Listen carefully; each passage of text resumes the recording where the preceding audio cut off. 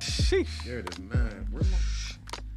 Where my phone? Let's It's get right it. We there, on. bro. I was tripping. We on, baby. We live. Are we on YouTube live for the first time? Are we on YouTube live? For the first we on time, YouTube we on live YouTube today? live right now. This We is a are. monument. Yo. This is a concrete moment right here. Yo, And again, let's get it started. Hey, Alhamdulillah. welcome back to the Slow It Down podcast. It's your that? boy Chef Zoe. Stephen Lee. And Just Tank, what up? Yes, sir. And of course, this episode is brought to you by God's Kingdom in South Central Hills. You know, before we get started, man, I just want to say a couple of things really quick. This is you guys may know that this is a special episode, not just because we have our first guest, but I also want to acknowledge Stephen Lee. This is his 5th year anniversary with that God's right there. Kingdom. Yeah, thank you. You know what I'm saying? He's been creating Yeah. for 5 years. God's Kingdom for 5 years now. Still And being business in 5 years. You know how many businesses went out? You know? I'm already knowing. That's In 2 and years. that's why I really want to shine some light on it, because 5 years is a long time, bro. Yeah, you know, it people obtain masters and graduate degrees within that time Yeah, frame. facts. And for you to be consistently blessing and creating and just being consistent overall with this whole process, Yeah. man, it's forcing me to say this. You know what I mean? Thank you. I mean, it makes sense because we have our 5th year anniversary party this Sunday. Okay. So we're celebrating on June 18th. That was our actual date we started the company. Okay. It was me and a former partner at the time, but we started at June 18, 2018. We couldn't lock in the date because obviously that was Father's Day. We checked Yeah. the calendar. Yeah. So now we locked in an event for this Sunday, the 25th. Okay. It's going to be on Melrose at the appointment only store, which is next to Dessel Dub, off a lot of cough syrup. It's going to be VIP in the back from 3 to 7 and the full pop-up exclusive and giveaways and an archive rack unreleased from 12 to 7. Okay, yeah. Y'all take note of that. Rewind it if you have to. Yeah. It's gonna be a special event. And yeah, man, with that being said, dude, I want to wish you the best moving forward. Thank you, man. You know, keep on doing what you're doing. I mean, God's work. Yeah, It's God's absolutely. work. God is just working through me. You Yeah, know what I'm saying? absolutely. Like this is it's effortless. yeah, But it's a lot of work. I feel it, man. Because like it's not even work to me, but it's strenuous work. Yeah, yeah. That makes sense. I feel like the only way we can capture moments like this is if we acknowledge it and we see it. Thank you, And man. I just want to let you know, from one brother to another, man, you, I man. see Appreciate it. it. We all Appreciate see it, man. Yeah, and I appreciate y'all, you know, for supporting me since year one, you know, year zero. Yeah. That before I even, you know, had it popping, just like you just want to support as a friend. Yeah. You know, Yeah. it was, and what the hat you got, the first product you got was a leather, like a brown brush leather Yeah. hat, and I can't even get access to it. I don't even have one. Yeah. You have it. Yeah. And That's man, crazy. and it still lasted to this day, and it's been Thailand. You know, you've been Yeah. bringing all over the globe. Yeah. and showing God's kingdom. So I'm thankful to have you guys support God's kingdom. You were in the music video, you know, like you saved your hoodie for over, I think about 2 years. Like a year and a half. Year and a half. It never popped it out. And it was a special hoodie that you want to pop it out on a I special was waiting day. for that, bro. Your music video. Yeah. So, you know, shout out to my boy's music, you know, it's Just Tank. And he's definitely got the harmonies and vocals, you know, and Chili too. When he pop out on his son's birthday or some special event, he want to wear God's Kingdom and put in advance with me like 2 weeks prior to like the custom fit he wanted, the custom colorway. Yeah. You know? Facts, man. And even though these my brothers, they still put the deposit just because like I have to buy materials anyways. Yeah. There's so much other stuff I have to fund already. So it's not like I got endless capital. Exactly. Right. So, for y'all to always be supportive, like Always, since always. year zero. Yeah. Always. I feel what you're saying, man. But I like how you kind of diverted back into giving back out to your homies and stuff. Nah, this is about you, bro. This is about your creation. This is about your acknowledgement right now, man. you, So, man. hey, may you live, forever. Oh, may for may your sure, work for live sure. forever. Yeah. Forever, beyond my physical life. Absolutely. Absolutely. It will still be speaking. We taking a shot to that? Let's take a shot to that. 5 Yeah, years? let's It's take a 5 shot. of us, right? Yeah. It's 5 of us. We got a All special right. guest. All right. Yes. Can't wait to introduce our special guest. Yes. Yes, sir. Yes. Yeah. Cheers. Yep. Let's get it, man. To the Man. 5-year mark. Perseverance. Let's go. I remember when it was just an idea, bro. It was the just name. an idea. It was just God's before Kingdom. before a logo, before the font of the name, before all that. It just started with a message, and I just Exactly. knew that it's gonna be in every single country. Yep. So it starts with intentions. When intentions are pure and powerful, like when intentions are pure, it becomes powerful. Yeah. The P's. Yeah. When it's pure, it becomes powerful. Yeah. And then, I never would have thought it's at where it's at right now. Yeah. I'm working with people, my favorite Confidence. people. Yeah. Like that I look up to or listen to their music since I was, since I grew up with y'all since young high school. Yeah. How are they on my page now? I didn't even know they following me. Yeah. They liking my stuff. Like, Right. dang, Right. say like Chevy Woods. I mean, you I already know. seen that. I was about to say that. And he's Taylor following me. gang. Like I never reached out to him. He just found me. That's dope. That's how it works, And man. it's through the power of relationships, through the people, and honestly, the power of giving. When you bless and give, it goes further than just the dollar amount. Yeah. Yeah. Yeah. Say like AD, I never once charged him. I'm only charging him if ever he it's like say something like this, this costs a lot for me to put up with. Yeah. Yeah. Unless I'm a big company, I'm still startup, coming from the projects, low poverty, Section 8 housing, building a brand. You think he got all the capital? Yeah. Yeah, man. And to fund everything, say belts, say the type of shirts I got, and now shoes, Yeah.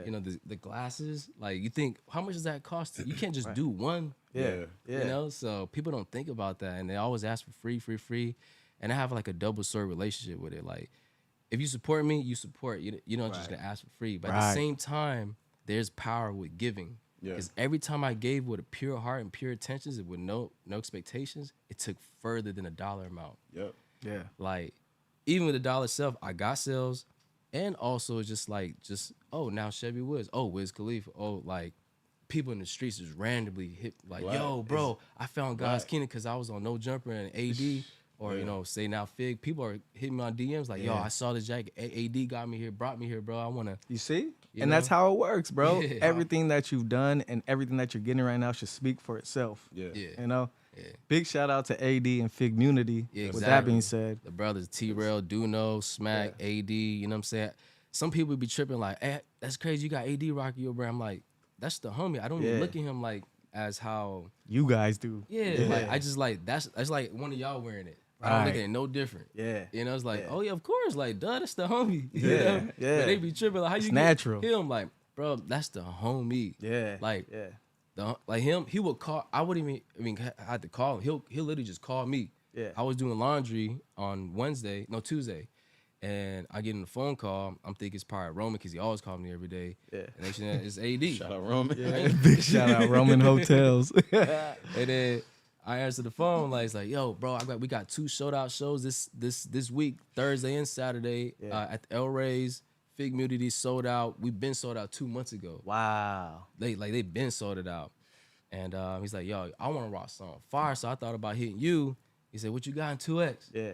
Boom. Yeah. So I showed him what I had and whipped up some new pieces at the same time, last minute, within 48 hours. Let's link up tomorrow. We need to link. And so the next day, I get a phone call by T Grizzly Stylist. He said he wants more God's Kingdom. Yeah. This is all happening in the same 24 hours That's now. love, The next day. man. T Grizzly want more God's Kingdom. That's crazy. Yeah. Little cat. yeah. My homie, his name is Vic. Vic the stylist. So he's little baby stylist. He's direct stylist. Anyways, he called me in the morning. He's like, yo, I'm about to land in LA and I'm gonna be there till Monday. T Grizzly's about to shoot a music video. He said, hey, yo, bro, I don't know if I told you, but when I brought him that God's Kingdom, I brought him Galley Department, I brought him Amiri, I brought him all them brands. He picked God's Kingdom. He said it was his favorite fit, the jeans. These ones I'm wearing right now. Where? He bought this black one and the blue one and the sweatpants, but this specific fit was a full cut and sew, like to my exact measurements. And I'm doing this at 3 in the morning. Because I'm locking overseas. Yeah. And these are the hours they're open. So this one I stay up. Smart. You know, I'm hitting the measurements from the hip to the thigh to the knee to the opening to the inseam. Yeah, just for you saying that, bro. That tells you right there how detailed you are throughout this whole process. To convert it from centimeters to inches, because their communication is different. They go by millimeters, their metric centimeters. system, is a little different than U.S. And to go by samples, all right, I got the sample, now remodify that. But, you know, just it's love that T Grizzly would love my fit even over these prominent brands. Like, no disrespect, you know, but I just look at it like I come from the Parwoods. Yeah. If someone in the back of the Parwoods and live in front of the train tracks can literally be all like in so many countries, you know, still be a small brand and having like all these A-list artists to really love what I do. And I'm already been banging and loving what they do, you know, since before I got to meet them or know them. It's like, wow, it's like greatness recognize greatness. Absolutely, man. And let that be a message to everybody that's out there that wants to pursue their dream and has an idea. Yeah. Let it flow. Let it out. Like I said, as long as your intentions are pure, it's going to become powerful. You know, once you line it with God, God is going to empower your journey and path. That's right. You know, as long as your intentions are pure to like better this earth. Yeah. Because clothing is saturated. It's either a blank canvas, like say what my man's wearing, a suit, right? I'm about to revolutionize the suit game because I grew up wearing suits. You know? Wait till you see why I'm gonna change the game with that one. Days. It's like never seen before. That's gonna be crazy. You know what I'm saying? So yeah, man, that's why I wanted to shine some light on it, man, because I knew you had something to say about it. I didn't expect. I was thinking about it. We on. I know, man, but I had to, man, because I want to capture this moment right now. You know what I mean? This is the best way of capturing the moment. Yeah, because it is this week. Exactly. And it's a lot we're putting up with. Exactly. You know, it's crazy. Like my budget is within like probably like less than $500. Yeah. And to put an event what's happening this Sunday would take a lot more than that. But it's the power of love. That's right. You know. That's right. And it's crazy. I had a message like insufficient funds from Wells Fargo. You know, and sometimes that's how deep my faith is. I'm all in. Yeah. I'm all in. I can see, man. You have all your eggs in that basket, bro, and it really shows. But you know, when you're passionate and you have love about for something, you know, you're gonna take it there. Yeah. You know what I mean? And life could I'm telling you, could flip just like that. Exactly. Like I screenshotted Wells Fargo sending me I have insufficient funds. Yeah. And it's humbling. Yeah. You know, but it's like I'm so confident in what I'm building. Because I saw the homies who made it big, say like MB Nils or YG, before they really hit the millions, or Roddy Rich, they were on their last. Yeah. All right, Roddy Rich and DaBaby had an eviction notice right before it literally just hit millions. Man, that's crazy. That's why I'm all in. Yeah. You know what I'm saying? God knows it. I'm willing to give him my all. And I'm happy you're aware of that, bro, because I know that. I could see it. We could all see it from where we're standing from. You know what I mean? Yeah. So, Thank man. You, man. May your purpose live out the way you dream it to. You know what I mean? Facts. And may you help others. Exactly. And I'm just a living example, so you guys could do it too. You know what I'm saying? Like I said, I'm just a regular, normal kid who thought was nobody special, who grew up in the back of the Parwoods, North Long Beach, in front of the train tracks. My building shaking every single night and day. The train passes by for 11 years straight. Yeah, you know what I'm saying? Really in the slums, and who thought I was nobody special, and I was depressed. You know, I was depressed for 9 years straight, and thought I counted every negative aspect about me, how I didn't like. And that's why I was so depressed. I'd just rather die than be here. Yeah. But for someone like that to turn his life around, now like every day is a movie and a whole journey that I'm so excited to live now, and I don't want to die because I'm such in love with life. And at the same time, I said if I do die, I'm still living. Yeah. You know, so it's just a transition how powerful God is. Because I was depressed to now I'm living life to the full. Yeah. You know, like because saying his mission statement is to kill, steal, destroy. That means kill you, destroy who you are, and still rob your joy. Rob, you know. Triple threat. Yeah, right? People kill themselves. Yeah. One of my boys from the par was just literally shot himself. We was talking about yesterday with Tay, his brother. Yeah. You know, we just speaking on yesterday how he shot himself. Recently? Yes. This is my day ones from Parwas. He literally, like, the family that haven't had a funeral yet because they're still processing this. Like, they're still going through their grieving. Like, it's hard to even accept it. Yeah. Yeah.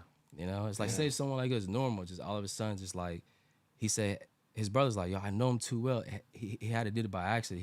He was drinking too much and had shrooms, and probably had the gun and was in the wrong state of mind, and probably squeezed it too hard. You know how trigger is sensitive. Yeah. And just headshot. Ended himself. From the Parwas. May he rest in peace, man. So I pray for this family this today, you know. May y'all say a prayer too, you know. I don't know if y'all ever had anybody who had dealt with suicide, you know, remotely, but you know, it's an energy out there. Yeah. And that's Satan. I don't know what that is. That's Amazon. But no, shout that's out Amazon. yeah, shout out Amazon Prime, straight to it. Yeah, packages every day, same day deliveries. On time. If I could say a quick message to the suicidal awareness out there, you know, so many of us have had suicidal thoughts, and just know that's not you. Yeah. You know that it's Satan. Yeah. You know what I'm saying?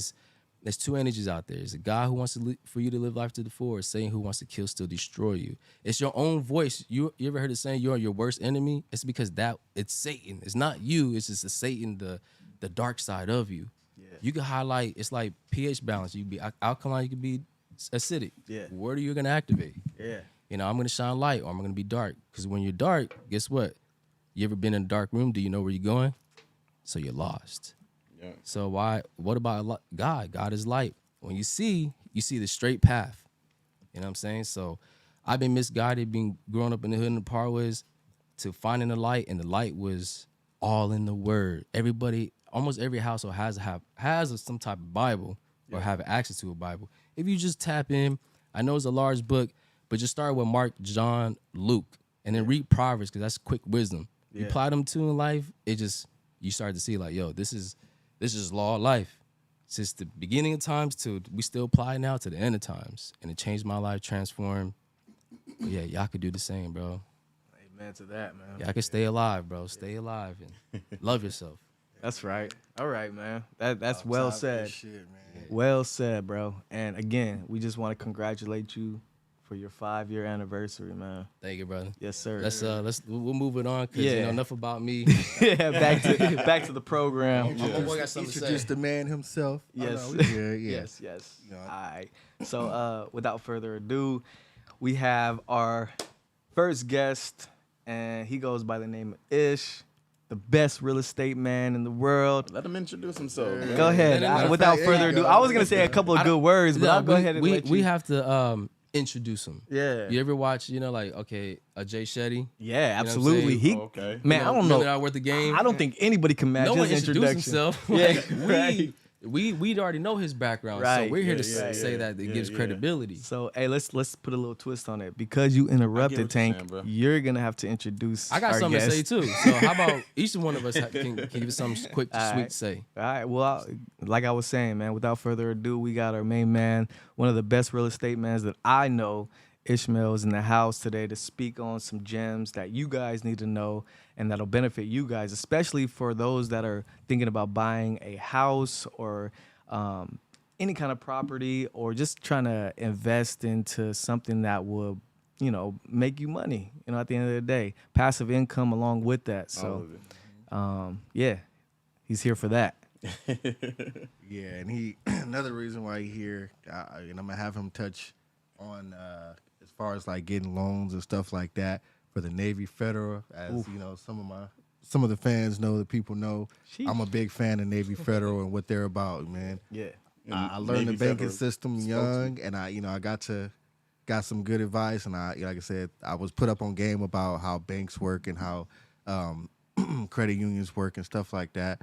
Credit union, if you have the opportunity to get your foot in and to get a credit union going, get an account going with a credit union, do so. Yes. If you have someone who's been in the military, you know, what is it? It just has to be immediate family member. Immediate family member. Okay. If you have an immediate family member, if you have the access to get into Navy Federal Credit Union, please do so, man. We're gonna tap into that. Like, yeah, and, you know, and I'm gonna have him tap. Please, when you get the opportunity, you know, what I'm saying, just to kind of give them a quick example of how he how loaded much up. better He like- better loaded up, he ready. better is. You feel me? Putting the bullets in And also, bro, I low-key want to tap into, I know we spoke about it a little bit on our own too, but I want to tap into credit.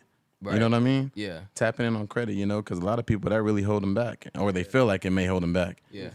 Credit and the right time to buy. Right. Let's say it So, together. man. Credit. Man, you're looking at a man, besides from real estate, this is a guy who, one of the qualities that I admire is that he just studied metrics. Yeah. He break it down by metrics, and it's like engineering, calculus, like it's just deeper than just 1 + 1. Yeah. So I admire that, and he's definitely an over exceeder. He's not the type just to settle for mediocrity. At all. I mean, I known him since back when we were doing Lyft and Uber at the same time, and he was the one we look up to. Like, dang, he doing 2,000 a week. Yeah. The most I've made is like 1,000. That's crazy. Yeah. This was a long time ago too. This was a minute He would ago, do a bro. double shift, like Bro was literally grinding, bro. 8 + 8.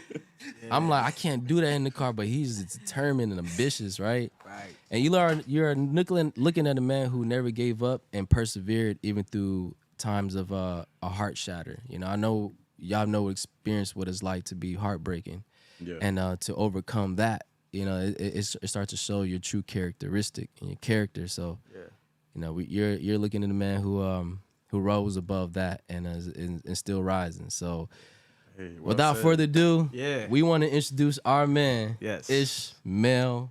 You know what I'm saying? Hey, what's up, That's everybody? it. Yeah. I was like, what's the last name again? Ishmael Standerford. That'll work. Ishmael That'll work. Standerford. He said stand up. Yeah, No T. yeah. So my name is Man. Ismael Sandy Forward. Everybody calls me Ish. Why do they call me Ish? I don't know. I guess short for Ishmael. Yeah. Yeah, 'cause I don't know. He's I- Ish. My friends He's say Ish. It goes good though. like my name is really pronounced Ismael, but everybody just calls me Ishmael, so I just kind of ran with Ish. Ismael. Yeah, so Sounds more that's my fancy. name. 28 years old. I grew up in Los Angeles, California. Lived all out throughout the suburbs of Los Angeles, like Compton, Long Beach, Bellflower, Lakewood, Paramount, All over. Nice. that kind of stuff. So Yeah. that's a little bit background about me, where I come Okay. from. Let's dive right into this. So, obviously, you're into real estate. How long have you been doing this for, if you don't mind me asking? So I've been studying real estate for over probably 4.5 years now, but I've only been licensed as a real estate salesperson for almost 2 years now. Okay. All right. Sounds good. And then, Time flies. it really does. It Right. really does. In the process of becoming a real estate, if for those that are interested in, taking that leap and trying to be acquainted with getting a real estate license, what's the process? Yeah, so it varies from state to state because each state has their own each state has their own guidelines as far as getting a real estate license. I know for California, for sure, you have to take 3 45-hour courses, and then you have to take 3 tests, and then you have to take a state exam, and then once you take that state exam, then you become licensed. So you have to get like a 70% or higher on the state exam, and you can take it as many times as you want as long as you pay. I believe if I'm not mistaken, it's about $110 to take Every the test time. Okay. every time. Each So- time you don't get Every time. You don't Yeah, get no, an extra time Every if time you fail? take the state exam. Yep.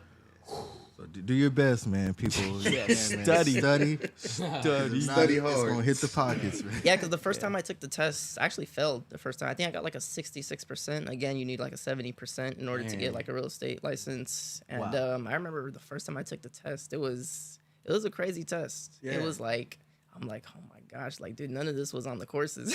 Exactly. Be like that. Yeah. On the state board, they really Yeah. gonna get you. And Yeah. I think you have like if I'm not mistaken, it's 3 hours and a half to take the test. And I used those whole 3.5 hours Right. up Hey. for sure. I think it's like 120 questions, if I'm not mistaken. It was a while ago, but I think it's roughly 120 And questions. these are questions where like you would have to do some math and breakdowns to do some equations.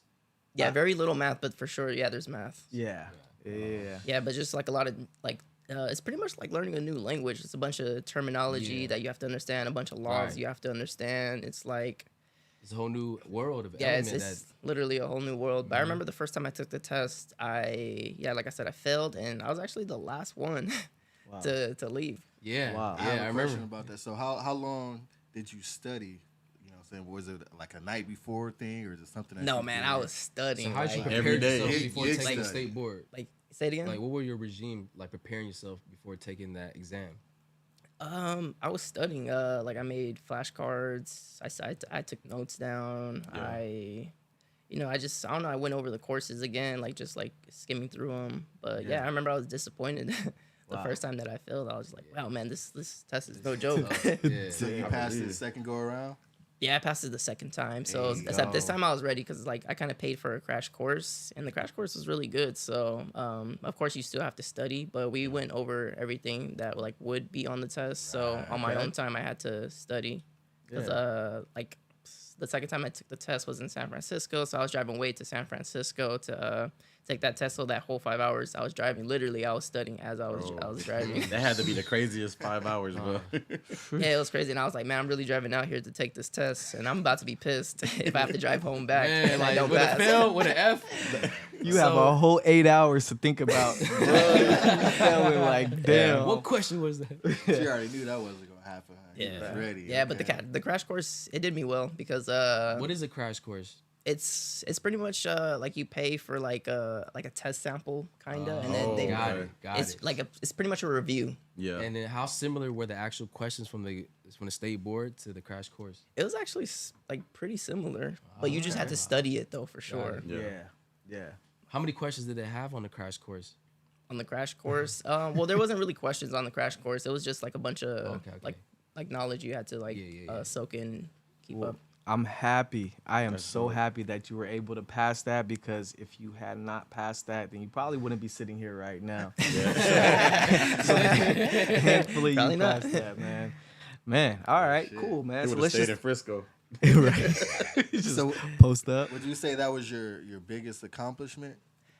I don't know, to be honest, because I'm like super hard on myself. I don't even think I really accomplished anything, to be honest. What? Man. You crazy? Do we Yeah, have that's to a enlighten you on compliment. all the accomplishments you made, bro? This is a big deal. This Yeah, only hell you're yeah. probably part of one of the 1%ers that actually do this in the world, man. Because this is something that you have to actually prep for. You have to take the initiative to study, and bro, Hey, but you that's drove a to San Francisco for That's this. a humble mind frame, though, bro. Yeah.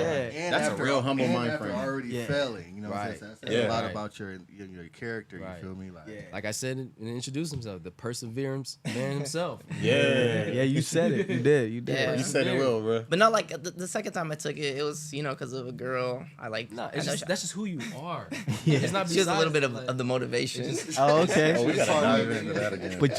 But you see, sometimes it takes a process, right? Yeah. Whether it's motivation from a girl, motivation from within, whatever the case is, it's gonna man. pull your character out. Right. Yeah. Yeah. Like in life, you have to figure out like your why. Like, why are you doing this? And it could be Right. anything. It could be for bad reasons. It could be for good reasons. It's just Tell as long as you have a why. But Yeah, my why at that moment was I'm trying to impress this girl. Oh, This is gonna be your biggest regret. hey, but shout out to that girl right now. I'm sure she's seen Right, you right. and she's seen your Slow it accomplishment. down. Yo, tell It's me, like- tell me though. Hey, yo, Ish, Oh tell my me, God. tell me, does it not feel good being where you're at right now with everything that you've accomplished? It's just like I feel like I'm still like getting things together because I Yeah. feel like Okay. that's how it always is. I understand where in you're life. coming from. I understand. Okay, that. so Yeah. I have a question for you in regards to this situation. Do you still have contact with this girl or no? Nah. So she has nowhere of seeing your progress. I mean, and no, see how- we definitely still follow each other on Instagram, but it's That's just enough said. Yeah, exactly. She's seen it. She said, bro. Like, Please believe she's gonna be seeing this podcast too, yeah, man. man, just keep shining, man. Right. You ain't Keep gotta doing talk to your her. thing. You ain't gotta say nothing. You I feel feel me? like you could be your own worst critic, because Stefan can never accept a compliment, man, without putting it out to others. You know what I'm saying? I feel like you're the same Yeah, way, that's why I say I bro. relate. I know what you're talking about. Man, Yeah. just take. I'm not take there it. yet either with where I'm at. Right, Yeah, right. yeah, But- because you guys foresee, Yeah. you know, the destination. I think, Yeah. right, beyond the destination. Beyond, yeah. So, Right, right. yeah, man. It's just like I don't know. When I was younger, I always pictured because I'm 28 years old nowadays. So when I was younger, I definitely pictured I was gonna be living some crazy life. I think Really? we all did.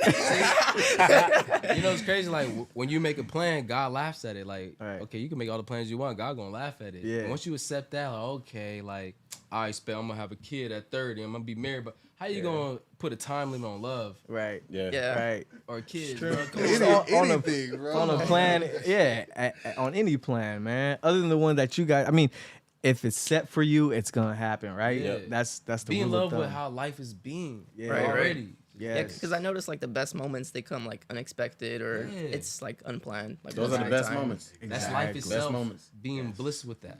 Exactly. That's life. Period, man. Never I- goes the way you think it's gonna go. Hell But it nah. always works out. But it always works out. As long as you have a You'll get there direction. eventually. You might have to make another left, but you know, a couple more rights. You got to Yeah. reroute sometimes, but you'll get there. Yeah, know? one thing I do want to mention though is one thing that sucks is when you're wandering like planet Earth without direction. Because like from 18, because I didn't get into real estate till like 24 and a half. So imagine 18 to 24 and a half. Still trying to figure it out. Yeah, you're still trying to figure it out, and then you got peers that you go to school with. They're already like getting out of college, or they already Right. have like a set job, and I'm just like, dang, like what am I doing? You know? Right. And You then start comparing. like I want to do something that like I actually like want to do, or because like growing up they only teach you like selective jobs, like as far as you know being a doctor, lawyer, teacher, like that kind of stuff. That's the stuff. Right. Or the mentality Even a they plumber, teach a everybody. welder. Yeah. Yeah, they don't mention like real estate investing or like YouTube kind of stuff or that kind of stuff. And it's crazy because I like growing up, I always knew whatever I did, it for sure wasn't gonna be school related because I'm like too creative for that. Yeah. That's right. Man, amen to School ain't that. for everybody, bro. Yeah, it It's really not- isn't. And you do not need school. Yeah. You know what I'm saying? So everybody know out there, you do not need an education to be successful. Right. I will Knowledge is different. Education, you don't need it, bro. I will say this: the education you need is to educate yourself. Right. Yeah. That's the biggest education I ever had in my life. I did one thing that actually changed my life is clothing and fashion. I did zero school. Because Man. why? I'm still a student today. Yeah. Always, That's right. It's because I studied myself. Yeah. And then that's bro. Once you study your own, you realize you don't need a whole institution to tell you what it is. Right. Figure it out yourself. Yeah. Yeah, but and that's like one Learn thing it. when you get older, you have to like learn and unlearn also a lot of things. Filter those. and that really boils down to being self-aware of everything that you're doing as well. You know what I mean? You can go through all these situations, but if you don't grab and absorb the wisdom out of everything that you're doing, what's the point? Yeah. You're not gonna learn anything. So Yep. really be mindful of everything that you go through. Yeah. And then you'll repeat the process too. Yeah. I like where- what you said too. You kind of hit it on the nose when you said On the nose. right, on, Literally. right on the nose. No pun intended. Are you hit on the nose? go ahead. But you hit it right on the nose when you said sometimes you have to unlearn certain things. You know what I'm Yeah. saying? Unfortunately, when certain things we were taught, you know what I'm saying, and some certain resources that we had, it's not applicable today. It doesn't apply. It won't work. You know what I'm saying? It's not. Right. You know what I'm saying? It's not the same. It's not Yeah, as valuable. Because when you're growing up, they just teach you like pretty much if you don't go to college, you're gonna be unsuccessful. That's Yeah. how it works. Yeah. Right. Exactly. And then That like, was if you don't go like straight after high school, then you appear as though you're a loser. Yeah, and straight up, bro. And whose dream was that? Was that your dream? You know, Man. this is the dream of society. This is one thing I learned from Miguel Ruiz from Four Agreements. Like, there's a dream for yourself, you know, and there's a dream of the society or the dream of your parents. Society says go to college, get a great degree, and find a great career. At the same time, you could make $300,000 being an anesthesiologist, but are you happy? Do you have your own time freedom? Can you go hiking, go, out of state whenever you please, or go to your niece's like birthday or graduation party? Yeah. You have no say so. Right. That was the 4 agreements, like you said, bro. If anybody hasn't read a book, 4 agreement will be the best book to start off with. By Personal reading. I mean, freedom. It's just like gives you that self liberty. Yes. You know, yes, very like good. defeating the system that wants to lock you down. As I call it corporate modern day slavery. Yeah. You know, they're not telling you no or Right. not that, but they're just giving you a dialogue, and this is the dream of society, and you follow it, you succumb to it, Right. rather than having your own dream. Right, and that's only if you're doing something that you don't love doing. Yeah. You know what I mean? You could be in the corporate world, but if you love doing what you're doing, Amen to you. you know what I mean? Then by all means, that's something that you want to do. That's probably your purpose. You know what I mean?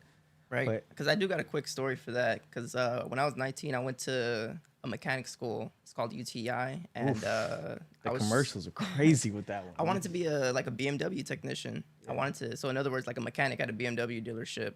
And I was going there. I was passing everything flying colors too. And like my family, they were like happy because I finally, quote unquote, figured out what I wanted to do with my life. Yeah. So everybody's like, okay, proud. They're like, cool, you know what you're doing. But like deep down inside, I hated it. I didn't want to do it. The only reason I liked it because I had something I was doing and I was like pleasing my family. Right. And again, I'm like 18 and 19 at the time.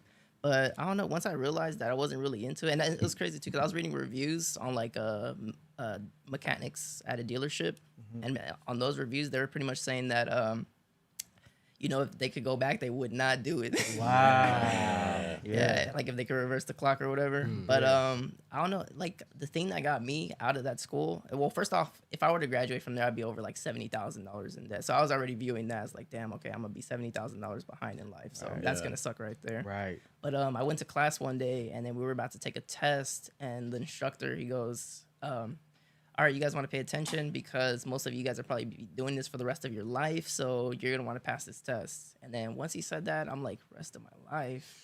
Right. I'm like, no, I don't. Wow. I don't want to be a mechanic for the rest of my life. I was like, that would suck. I don't want to do that. Like, I want my freedom. I don't want a regular 9-to-5 job. I don't, you know, I want my time. And then once I realized that, like literally right after that class, I thought to myself, I was like, wait, I think I was 18 or 19, but I was like, technically I'm an adult, so I don't have to give anybody consent to drop out. Exactly. So right after that class, then I went straight to the counselor's office and I said, hey, I want to withdraw.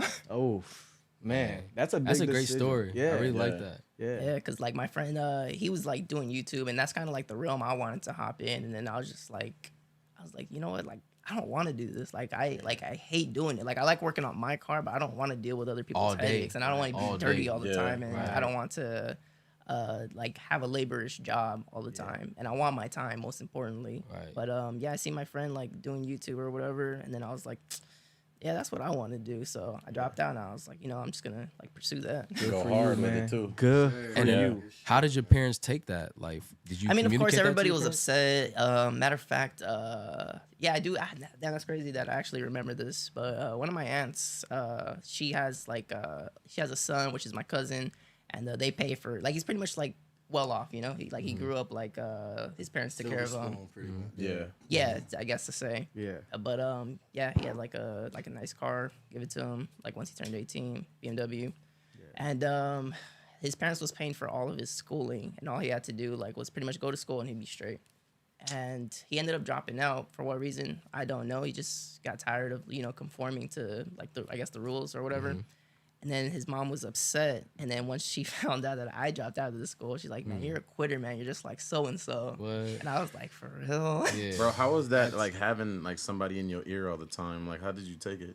Fuel. You know what I mean? I mean, I like everything bad that happens in my life or upsetting, I pretty much use it as fuel at this point. That's all I've ever done or known per se, because it's just like, ooh, you know? Yeah, absolutely. Yes. Like, Let that be the like, motivator. you know, you're gonna see. Yeah, I'm prove your ass Hey, wrong. so, Same hey man, thing. the law of polarity, right? It's like no absolute positive, no absolute negative, no absolute dark, no absolute light. So that's just law of universe, and we embrace that. So shout out to all the negative people out there, Man. because we need y'all. Yeah. That's it's like how math goes. It's the yin and yang. Yeah, For real. the negative needs the positive, and the positive needs the negative. Right, because Grant Cardone, he has a book called like the 10X Rule, and then he has a few good books actually. But that's but his he most also prominent has book. he also has another book called what is it called? It's called Be something or Be Average. I can't think of it right now. Spot on, but it's called Be Obsessed or Be Average, and that's a really good book. I think I read half the book in like the first sitting because I was at the airport or whatever. But it says in that book like feed the beast and feed the beast the naysayers, like pretty much the people that complain. Like those are the guys that fuel you. Yeah, who you couldn't Like, say you like couldn't do do it. stuff in order to like anything that feed the beast you need to do. Facts. Absolutely. I leveled up like crazy and skip levels because of whenever my closest like switches up on me, and because I'm sensitive, I'm a Pisces, so I take that to heart. I take that to heart. Right. That's right, man. It be like that sometimes. Yeah. Man. I call myself in that situation too, man. With my previous employer, the reason why I'm at the employer I'm at now, you know, it was one of those situations where I kind of had to level up. Yeah. I had to show them that Beyond I was more than levels.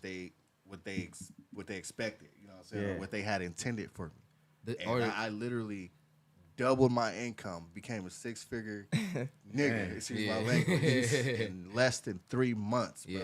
Damn. Just off of the faith, like you said. You Right. know, so just trusting yourself, you feel me? Believing in yourself. And, Best feeling, and bro. standing on all 10 of your toes. And you know what seeing I'm the saying? window when it opens too, right? Yep. Right. You know what I'm saying? You can see that window and not jump through it. And that's on you. know what I'm saying? But when you do see that window, you better hop through it, man. Oh man, yeah, no, I got a crazy story for that too. Like as far as like a window open up, because I used to work a warehouse job. That was my first job. I used to work at a warehouse job, and that was my first introduction to like the work life.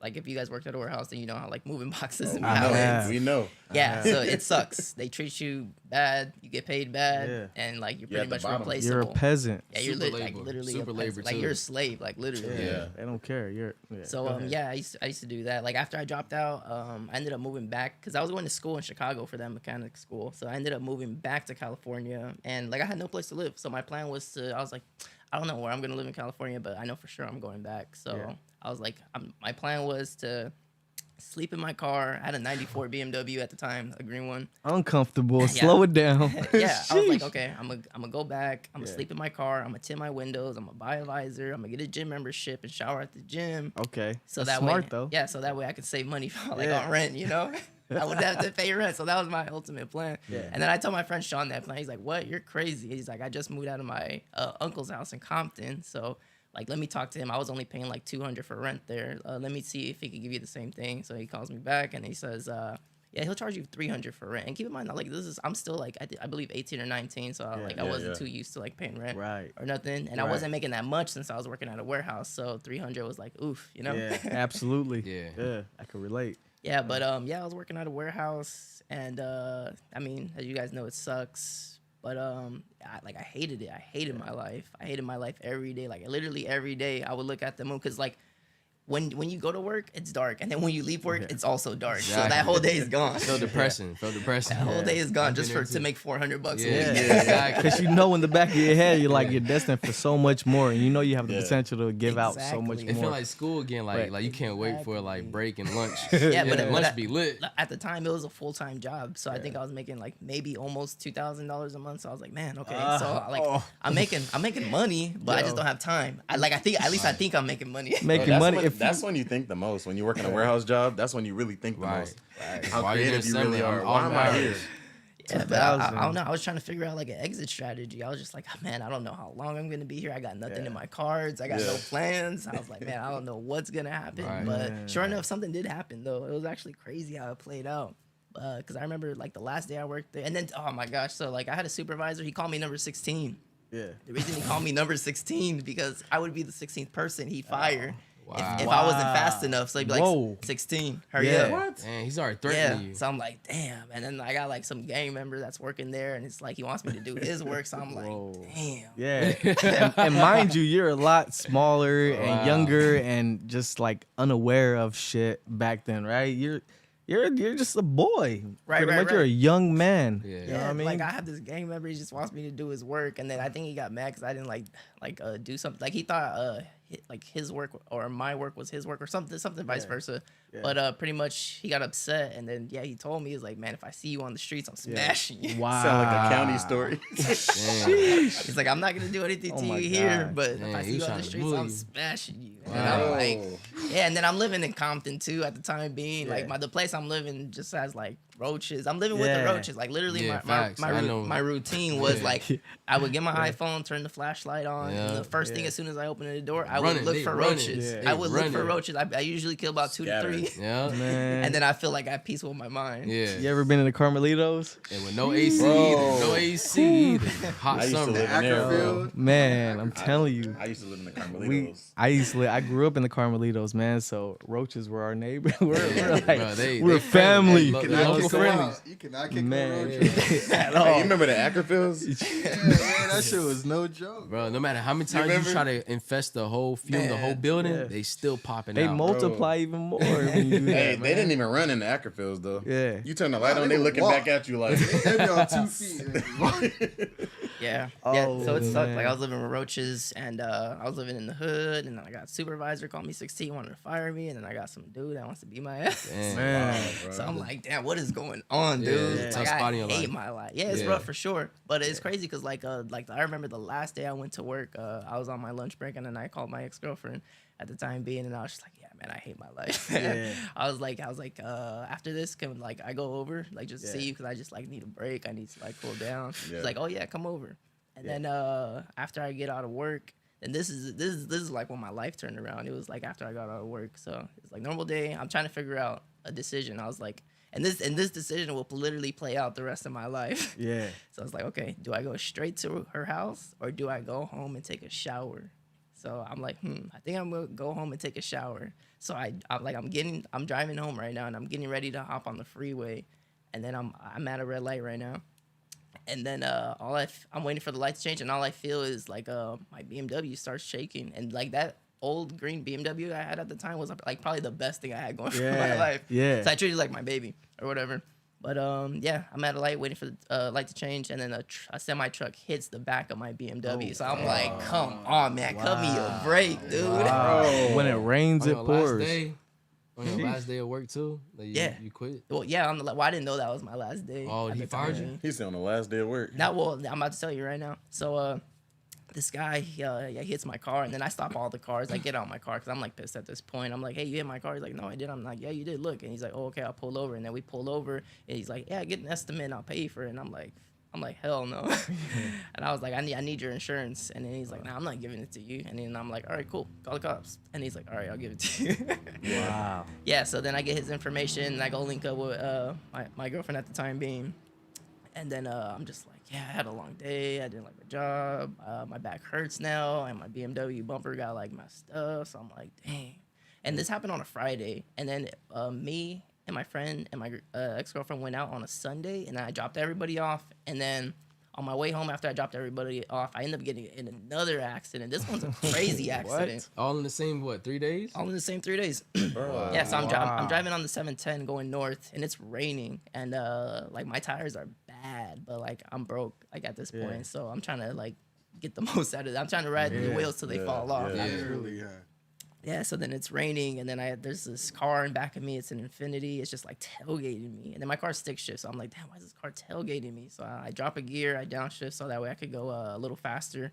And then he finally gets off my tail, and then I look at my speedometer. I'm like, whoa, I'm like going way too fast. I'm going 80 in the rain where it's raining crucial with bald tires. Let me slow down. And then I press on the brakes, and then as soon as I press on the brakes, my car starts hydroplaning. So and I'm going like 50, 60 miles an hour. So my car slides across the entire freeway, and my car is facing the direction that the cars are coming from. Wow. So I'm scared at this that. point. That's crazy. Wow. I am scared at this point. At this point, I'm just like, oh man, like I think this is it. Yeah. Like in my mind, I already accepted death for sure. I was like, yeah, I'm dead for sure. Everything happens so fast, bro. Yeah, everything happened. Everything, when stuff like that happens, stuff tends to go in slow motion Yeah. for what reason I don't know. Yeah.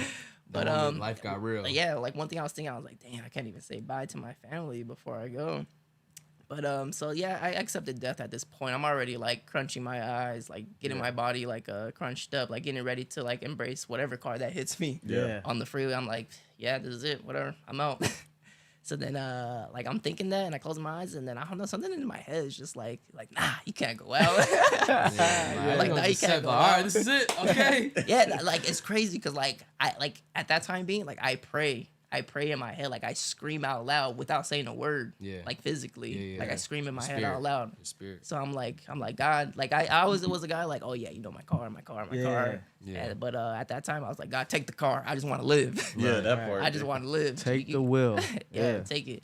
And then so I started trying to do stuff with the steering wheel or whatever, and then I hit the guard wall on this. So I come from the fastest lane, and I hit the slowest lane on the guard wall pretty much, and just like boom. And then like I'm feeling so many emotions at this point. I'm mad, I'm sad because I hit my car. I'm mad it happened. I'm shocked that it happened. Like there's just so many emotions are just like pouring from me at this moment, and I'm just like, man. And then some guy pulls over. He's like, man, are you good? And I'm like, yeah, thanks for helping out. My car is pretty much gone at this point. And then since I got on the accident on Friday, then they tried to like discredit that from the insurance. So it's just like, oh my god. One thing after another. That's why they say when it rains, it pours. Yeah, when it rains, it pours. It's funny because at that time being, I told myself, I was like, man, Ash, you've been through a lot of stuff. I don't know how you're going to bounce back from this one. That's what they say. And they also say, man, when you're on that low frequency, a lot of things that are on that similar frequency tends to, alter into whatever it is that you're going through. Yeah. So It's the reason why they call it a rock bottom. Yeah. That's the moment it sets your foundation. Yeah, but like little did I know, it was pretty much a blessing in disguise that all that happened. The semi truck, the guy hitting always my is. car. Always, I didn't It know was a that. turning point. Yeah, like yeah, you yeah, said. yeah. That's exactly. That was like Call my it an exit epiphany. strategy. Because what happened was, I believe I had like $800 in my bank account, and then I called the insurance on Monday, and they were trying to settle me for like I think like $3,000, and then like take care of my like back or whatever. Told him slow it down, right? Yeah, I'm like, nah, I had another 1,000 on there, and like I'm willing to settle. And then I mean, I probably could have got more because it was a semi truck, and their insurance policies go all the way up to $1 million. Definitely, bro. I would have been like my neck, my back. Everything. Yeah, but I didn't know that at the time being. So like now I've been through like quite a few car crashes. In fact, like a lot of my friends hit me up if they get into a car crash because I know exactly Yeah. what to do because I've been through Okay. so many already. So, So what would you tell them? Yeah, I was gonna go ahead. What would you tell them if someone got in an accident right now? Call what? Or would do what? What are the procedures? Well, I don't know if I want to. Well, I mean, like, with some people, what they say is like you're never supposed to get out the car, let the ambulance take care of it, because then that makes your medical bill higher, and if it makes your medical bill higher, then in other words, you get paid more. Yeah. Yeah, but pretty much like long story short, I ended up getting in an accident. They ended up like paying me, and then like I have $5,000 now. So like I'm like I don't know what I'm doing, but I know for sure I'm gonna get out of this warehouse. Yeah. So like I pretty much like figure things out. I do Postmates for a bit, and then boom, boom, boom, I get into Uber. I was walking in the mall one day. Some person's like, "Oh, are you interested in driving?" I was like, "Yeah, but I don't have a car." Blah blah blah. Fast forward, I applied. They denied me, and then another lender reached out and they gave me a car. And so like I started with a Prius. Now I have like another Prius, but I started with their Prius. For a while, but yeah, that was my introduction, and then I started making money. I started doing like Uber. I think I was making like 200, so I was making like 2-3 times more what I was making at that warehouse for every week. Gosh. So like I was traveling the world in my early 20s. All off and- Uber. Yeah, all off Uber, because like I was young. My bills weren't expensive. I didn't have He was like making anything $2,000 a week. Yeah. yeah, That and then- part. yeah, because like I started noticing like the potential power, because like growing up, people would always talk about In-N-Out. Like if you worked at In-N-Out, you make good money. Right. That's what I heard. And then I'm like, I was doing Uber. I was like, dude, like I'm making way more than somebody who works at In-N-Out. Right. Right. Yeah. So I'm And just, you got no kids, and you don't really have that much responsibility. Yeah, so it's like I remember like where I come from working at the warehouse. Yeah. And it only took me half the time to make the amount of money that I was making there for the full amount of time. Right, So I was like, right. like I know how it was, so I'm about to take advantage of this because I remember how it was back there. So I'm gonna work my ass off. And that's what I'm saying, man. Like whenever you go through, whatever it is that you go through to make it to where you are now, you always look back, and that's what humbles you, right? Whenever you look back and seeing where you came from, and I think that's a very important factor whenever it is that you come to wherever it is that you're at. Like right now, you're a real estate man and you're selling houses, and bro, you got a dope ass car, BMW, which is like what? M3, not just Yeah, a I got like BMW. 3 cars now, which is insane to me. Exactly. So it's like, man, But look- all that has to do with just being humble and being aware of where you came from, bro. Okay, so because I kind of want to just dive into talking about houses now, Right, because right, man, right. there's so many Just a questions. little bit of background on me, but how Yeah. everything got going. Yeah. No, I feel that, man, and I appreciate everything. And for those that are watching, man, let that be a lesson to you guys.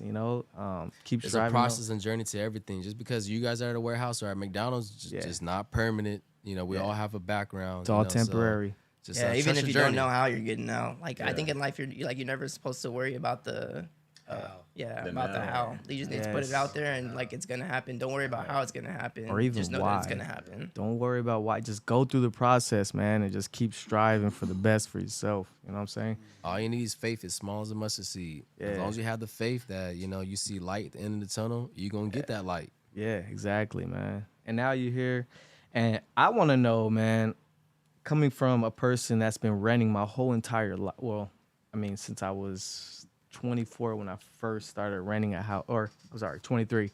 I just started renting a apartment. You know what I'm saying? But now here I am, a few years later, 10 years later. A few. 10 years later, and I'm kind of on the boat where I'm ready to buy my first house, and I'm hearing about all these grants and all these things that I could take advantage of, being that I'm a first time home buyer. What can you say? What kind of No, What first, what is the process? The process of buying a home. Yeah, okay. Let's start You know? with that. What What's is the process? of just buying a home? Okay, so first you would have to find like a real Speak estate. up to the mic. Yeah. Yeah. So first you would have to find a real estate agent, because well, first you want to make sure you have a good real estate agent. Find one that has like experience, and then find one that you have chemistry with, because like some realtors are bogus. Yeah. Yeah, realtors and are that's you, my bogus. not bogus, but you are the guy that we need to tap into. Yeah, go ahead. Yeah, because some people like I don't know, it's just like because everybody's a realtor nowadays, so it's just like who do you like pass the vibe check with, you know? Right, like right. who are you comfortable with? But yeah, you would find a realtor, they would educate you on the things you need to know, because we kind of pre-screen you. You tell us like a brief summary of like how many hours you're working, how long you've been at the job, what's your credit score, what are you making a year roughly. We pre-screen you, we check those numbers out. So Yeah. it's pretty much like we let it be known whether hey, are you in there or are you not in there. Yeah. Gotcha. So Yeah. that's on your side, but coming from the buyer's side, like what do we need to be aware of, like as far as income goes? You know what I'm saying? Coming from California, which is where we are at, and it's a lot different than Texas, man. Right, so there's qualified mortgages and then there's non-QM, aka non-qualified mortgages. Qualified mortgages are pretty much going to be like your regular, you have to be at a job for 2 years, because they look at that stuff, because the lenders are looking at you like, how can this person pay the loan back? Has he been at a steady job? Because if he doesn't have a steady job, then this guy is like a risky investment for us to invest him in. Oh, So so it's 2 years. yeah, I mean, there are other loan programs to where you could get in at a 1 year. Probably be at a higher rate though, but Yeah. like I'm giving like a just the basic. like your basic qualified generic mortgage loans. Yeah. There are like other mortgage loans where like like the loopholes or whatever, like no verification, you could go off bank statements, like that kind of stuff. But for like a regular conforming loan that everybody tends to get is you have to have the 2 years history. 2 months bank statements, 30-day pay stubs, a copy of your driver's license and social security. So all that would be submitted to the lender, and then that's it. They would pretty much go based off that information. But yeah, find a real estate agent. The next step would be getting pre-approved with a lender, and then after you get pre-approved, now you can start shopping for mortgage loans, because real estate agents, they won't show you a home if like for the most part, at least if you're not pre-approved, because at that point you're you're wasting kind of time. you're wasting the time. It's like window shopping. Like why makes why do I sense. want to go window shop with you? Right. You know? You're not gonna be- Time is money. You're not even Yeah. like qualified. Right. So yeah, you just have to be pre-approved for a mortgage loan. Like if someone's like for example, if they're pre-approved for 500,000, then we would look at properties that are 500,000 or less, Yeah. Okay. because that's where your budget's at. Okay. All right. And then after we find your home, then we can submit like an offer on the property. And then keep in mind, you're always gonna have to fight for, at least for the majority of times, you're always gonna have to fight to get your offer pulled through, because just because you submit an offer on the property doesn't mean you're getting it, because It's competition. it's competition. Somebody might submit a higher offer, or someone might be a cash buyer, because cash buyers, they're like king pretty much, Yeah. because there's like everything's speeded up for the most part. the Like cash. there's no time wasted. There's like There's we no don't middleman for the loan. we don't have to wait to get like fully approved for the mortgage Right. loan, because people fall out of mortgage loans. I mean, like out of escrow all the time, because like they might not, like they thought they were gonna get approved for the mortgage loan, but that was just a pre-approval. They have to go through underwriting and all that kind Right. of stuff. Right. So That makes let's say sense. you qualify for 500 or 500,000. What's the best, like from your perspective? What's the best like way to go about that? You're not gonna go for something that's 500,000, right? You would just If you qualify for 500,000. yeah, because you have to check like what you're comfortable with your monthly payment, because you might qualify for 500,000, but your mortgage every month might not be it. Yeah. And you're just like, okay, you do qualify for 500, but you probably want to look under 400 if you want your mortgage payments to be so and so. Yeah. Okay. Makes sense. I have a question, if you guys don't mind. I want to hear a clear answer, man, because I've heard so much about this, man, and I'm really gonna tap into it. Well, I think I'm gonna tap into this when I first get my house, because I am a first-time home buyer. You know, so this is involving FHA loan.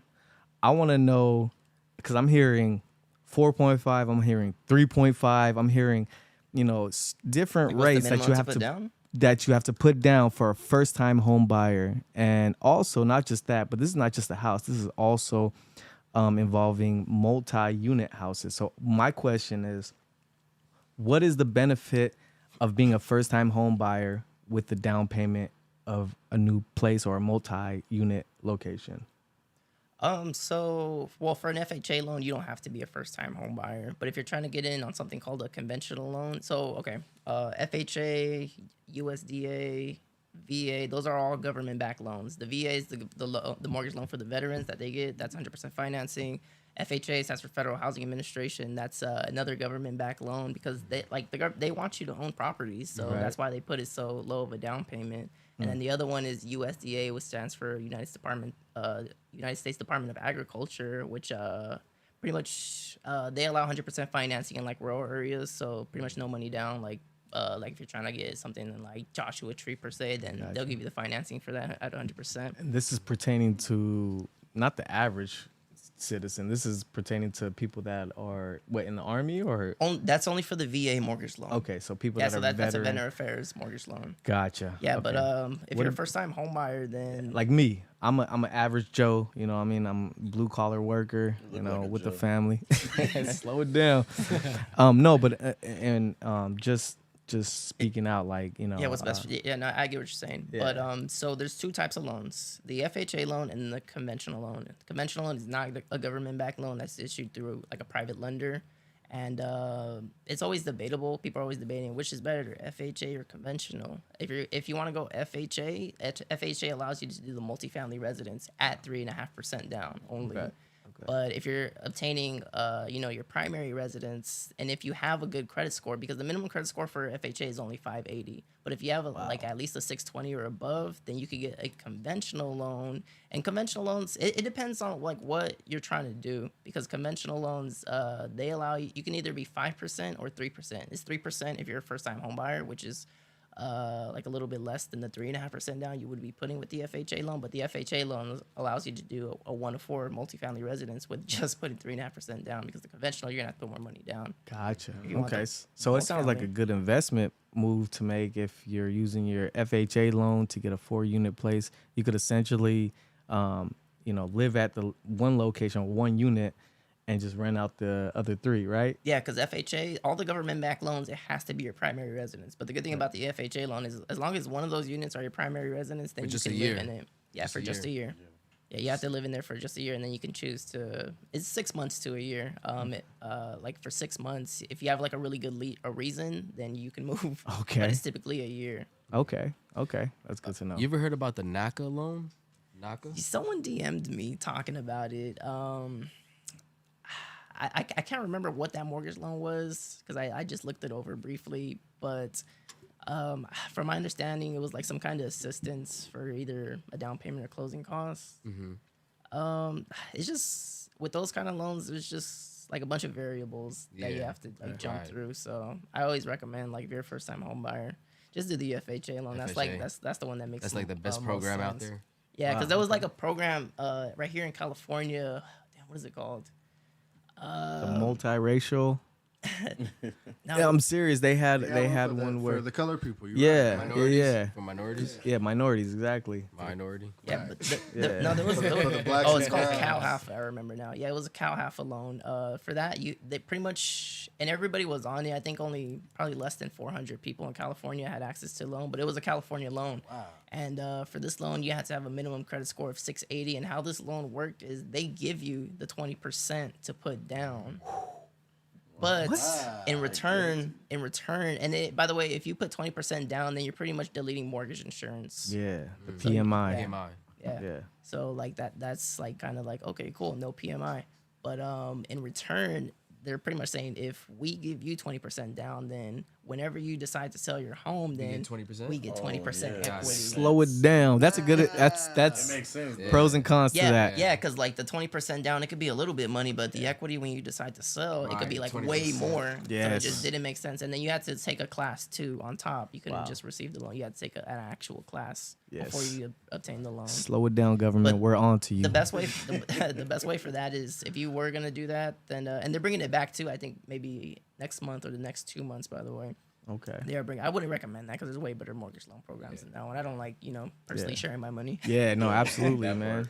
Yeah, but with that loan, the key thing is you get the loan and then you refinance into a conventional loan. Okay. Yeah, and that's what people do with these FHA loans, by the way. They get the FHA loan to get the multifamily residence because it only allows them to put 3.5% down. Yeah. So they get that, live in it for a year, and then they refinance the FHA loan into a conventional loan. Okay. Yeah, you're Okay. literally saying exactly what my plan was. You know what I'm saying? Because I've actually for the past couple of years I've been saving up to put actually 20% just to get rid Right. of the PMI. Yeah. You know, and then I just recently heard about this FHA loan and being able to only drop 3.5. 3.5. Yeah, and that just sped up my whole like, process what? from because I had a 5-year plan that just depleted to ready. 1 year. Yeah. I swear on everything. So it's like Yeah, no, that's crazy because a lot of people think you need 20% down or Yeah. even 10% down to Right, buy well, a home. I mean, there's pros and cons to both, right? You know, if you do put 20% down, it gets rid of the PMI. It also lowers the mortgage, if I'm not mistaken, right? Does it lower Yeah. the mortgage, monthly mortgage? Are there any other benefits of putting 20% Putting down? 20%. So That's a lot of money. If you're buying $1 million home, it like if okay, so multifamily or investment properties, you have to put 20% down if it's not your primary residence. But this is why the FHA loan is so good. It's kind of like the housing hack they call it, just because you're already getting 4 units for 3.5% down. right, which is Like, come really on now. good. And again, like I was saying, those people they get the FHA loan, they refi into a conventional loan, and then now guess what? I'm gonna get another FHA Yeah, loan right. for only 3.5% down. Yeah. And they this just is keep how doing the same thing. that's how the rich stay rich, man. Yeah, like I literally know like what these guys are doing. Yeah. Like I see it happen all the time.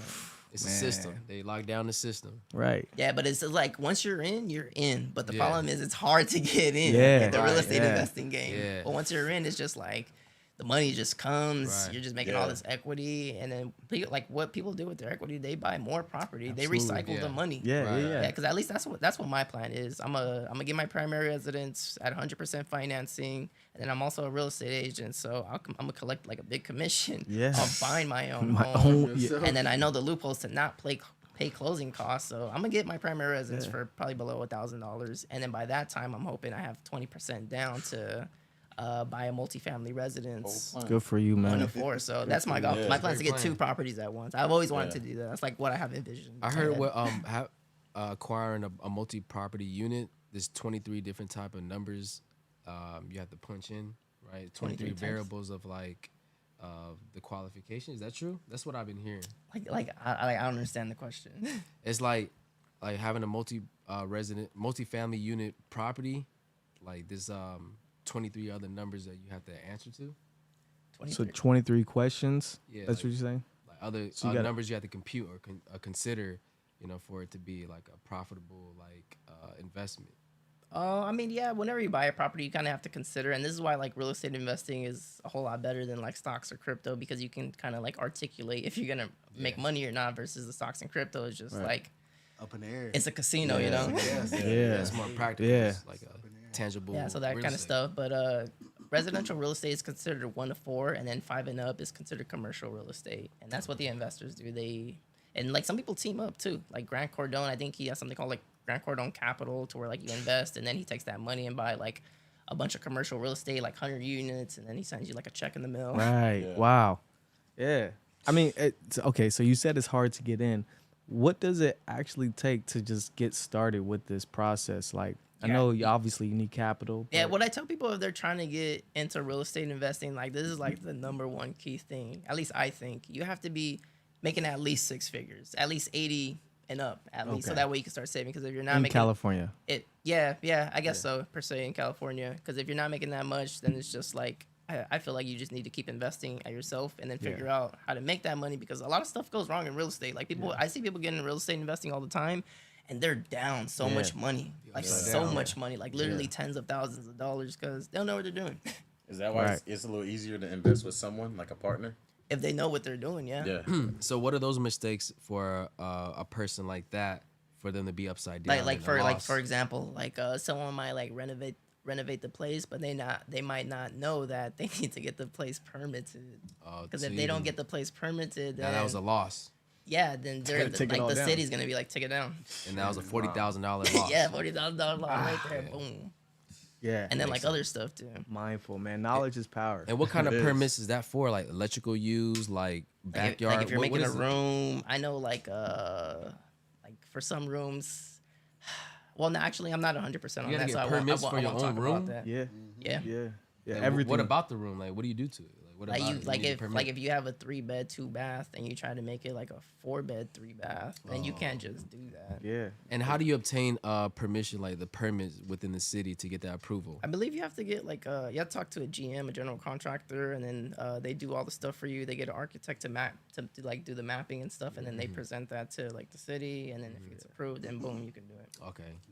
But I did hear that recently they actually in LA County they actually just dropped that due to the fact that it's overcrowded and it's not too much more room to build, you know. So for especially there's a lot of us growing, you know, coming to the time where it's time for us to buy our home. Yeah. And they don't have the space, you know. So I have a couple buddies. My mentor, for example, he owns his home in El Segundo, and he said he got a notification from the city in the mail saying that, okay, if you do want to modify your home, you know, add a bedroom, add a bathroom, you know, extend something, you can now do so without being penalized. Because before you would have to get permission. If you don't get permission, they go either tell you to reverse it, you know, put that shit back how it was, or they're gonna hit you with a, you know, a fine. You know what I'm saying? Like, Right. so now I guess recently they just, you know, reversed that so that people could, you know, build more properties and back, you know, on their lots and build more bedrooms. So Yeah, it's good. So we like the can have reason they're somewhere. doing that is because, like you said, it's getting crowded. So they want places for people to live. Because Exactly. if so, then in other words, they're making more money. yeah. Right. Yeah, but what a lot of people are doing right now is they're buying lots, and Yeah. they're like on the same lot. Okay, here's 1 unit. Here's 1 unit. Yeah. Yeah. That's what I would. That's one of my biggest plans To you know buy what I'm land? saying? To buy the land first? That's Build kind on of it. what I've been working towards. Like I want to go backwards, I guess if you say. I would rather Foundation. own From yeah, foundation. get the foundation going. Yeah, because there's construction loans where you have to put like 15. It's usually somewhere between 15 to 20% down. But and I was talking to one of my partners, and yeah, this guy has a construction loan to where you only need 5% down, and that allows you to like finance the lot and then the build of the home, which is actually insane to me. Because regular, you really have to put like 15 to 20% down for a construction loan. Right. So I was blown away. And when I how did heard he that loan. finesse that to get it to 5%? So different lenders just offer different mortgage loans. Like every lender is different. Like What lender was that? I don't know. off the top of my head. What's his social security number? What lender was that? You 'Cause got to do your research, man. Yeah. Just like, you know, with God's kingdom, you gotta do your research to see who sells fabric for, you know, the Yeah. low and the quality of that fabric that matches the you never price. know. He might have had a Yeah, game same like, oh thing. yeah, it was NASA Federal Credit Union. Yeah. No, yeah. No, that's for real. I planned on, like I said, you know, I said before, I'm a carpenter, local 721 out of Whittier. So Shout out. technically, you know what I'm saying, I would be able to go to my union, you know, we got people there that do everything from, you know, flooring, scaffold, you know, window, cabinet makers, all of the in between, you know, like, so would that benefit me to, you know, add them in the equation versus trying to go straight through my lender or, you know, my credit union to get all that done? So the thing about like direct lenders, that for like conforming loans at least, it depends if they offer it or not, because like some people, yeah, they might offer construction loan, but these guys want 20% down. But if you go with these guys, they'll allow you to do 5% down. Right. Yeah, Is that so from it Home depends. Depot? Is that the ones from Home Depot? Home Depot lending. Man. Yeah, no, it depends because there's so many different mortgage loan products. Like it's crazy. Like I just there's just so many. It's crazy. Like we could pretty much make it happen. It's called creative financing. I have another quick personal question, and it's just my man falls under that category too for us Navy Federal, you Yeah. know, credit union Ooh, members. let's hear it, man. Because I was gonna ask right now, but tell him, Chili. Now, I know some of the benefits, you know, Navy Federal as far as not having to pay PMI. They also do 100% financing, you know. Which On a mortgage loan, yeah. Yes, well, on a mortgage loan, which is, you know, beautiful. It's brilliant. How much? 100%. They 100%. they Zero finance down. 100%. No down payment. Yeah, if you bank Yeah. with them, Yeah, and yeah. not a lot of people. That's like that's how I plan to get my primary residence. Right. With that, no money down, no private mortgage insurance, because with the VA loans for the veterans, that's what they're getting. I'm pretty Right. much getting the same thing what a veteran's getting, Right. which is crazy. So just to make sense of this, if you have a Navy Federal Credit Union, you don't have to put nothing down. Yeah, you don't have to put anything down. And They- this, they and have this is six- this for is this for hey, is this for land too, or is it just Nah, for this is just for regular primary residents. primary residents? Yeah. Do they have programs That's for people who crazy. want to, like myself, who prefer to build, buy the land and build up? I don't think so. Those are Maybe like better. special loans, Those to are be special. honest. Yeah, because like the thing with these direct lenders, and I'm not 100% sure, but I'm almost sure. Yeah. But yeah, the things with these direct lenders, they pretty much give conforming loans. They give a VA loan, they give a conventional loan, they give an FHA loan, maybe a USDA loan, but they don't have these other like bank statement loan programs, no income verification programs, the Wow. construction loans and stuff of that nature. And one thing I do want to touch on, because it's good info too, that I feel like a lot of people should know. Banks versus credit unions. Credit unions are more so for the people. Banks are in it to pretty much make money for themselves. Yep, but the credit unions, they're always like pretty much got your back. They'll give you like the best rates. They'll give you like the highest limit credit card. They'll help you out because they care. Yeah. Right. It's more of a internal relationship when it comes to credit unions, especially the Navy Federal. Oh, yeah. They're more of like in-person relationship rather than just a business partner. Yeah. Yeah. And most people don't really think about it that way, but you want to have a relationship with the people that's holding your money. They're in control of your assets. Hell You know what I'm saying? Like, Exactly. you want to know something. That Like, makes you know what I'm sense. saying? Like, A lot of people are not tapped into that, man. People just think they work a 9 to 5, they get paid, and they get paid just to pay their bills and save a little bit of scraps. No, it's bigger than that, man. This plan, you gotta have plans. You know what I'm saying?